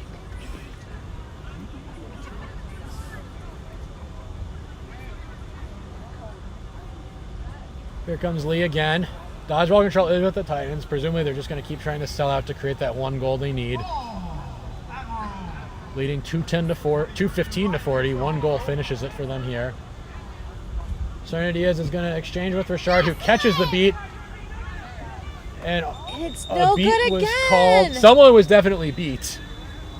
I don't know if they were yelling that Armor Train was beat or the Charlotte beater was beat. Someone was beat. The errors were making very clear. I am shocked at how this game is not ending. New York is not able to punch it home here. We'll see if this one, which way the call goes on this one. And you'd hate to have to send another line in, right? You feel like you should just be able to end the game here. Yeah, I anticipated New York was, they were taking their time on that offense, and I anticipated that they would, play their game and pass around until they saw their clear and undeniable opening. Right. Charlotte making it hard on them, though. Stonewalling at the hoops.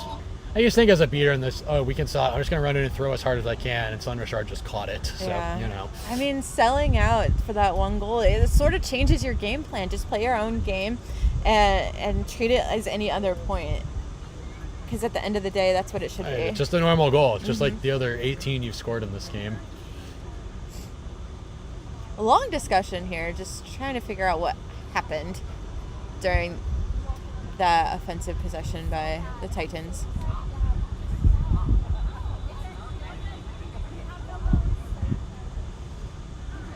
New York head coach signaling for a goal. That's the first signal we see. Unfortunately, it's from a coach, not a referee.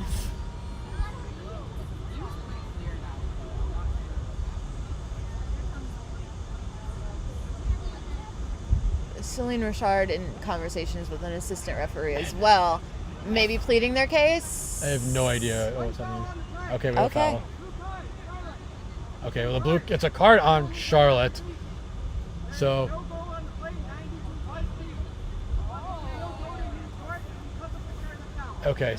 Armor Train was beat. However, the Charlotte beater Peck committed a foul in the dodgeball game, so the ball will get reset to New York. Armor Train will be off brim because they were beat. So I think it's going to be Mike Lee's ball, or possibly Avery Oliver. No, it's going to be Lee's ball. So Lynn Richard is armed, but on the other side of the field. So we'll see what Lee wants to do here.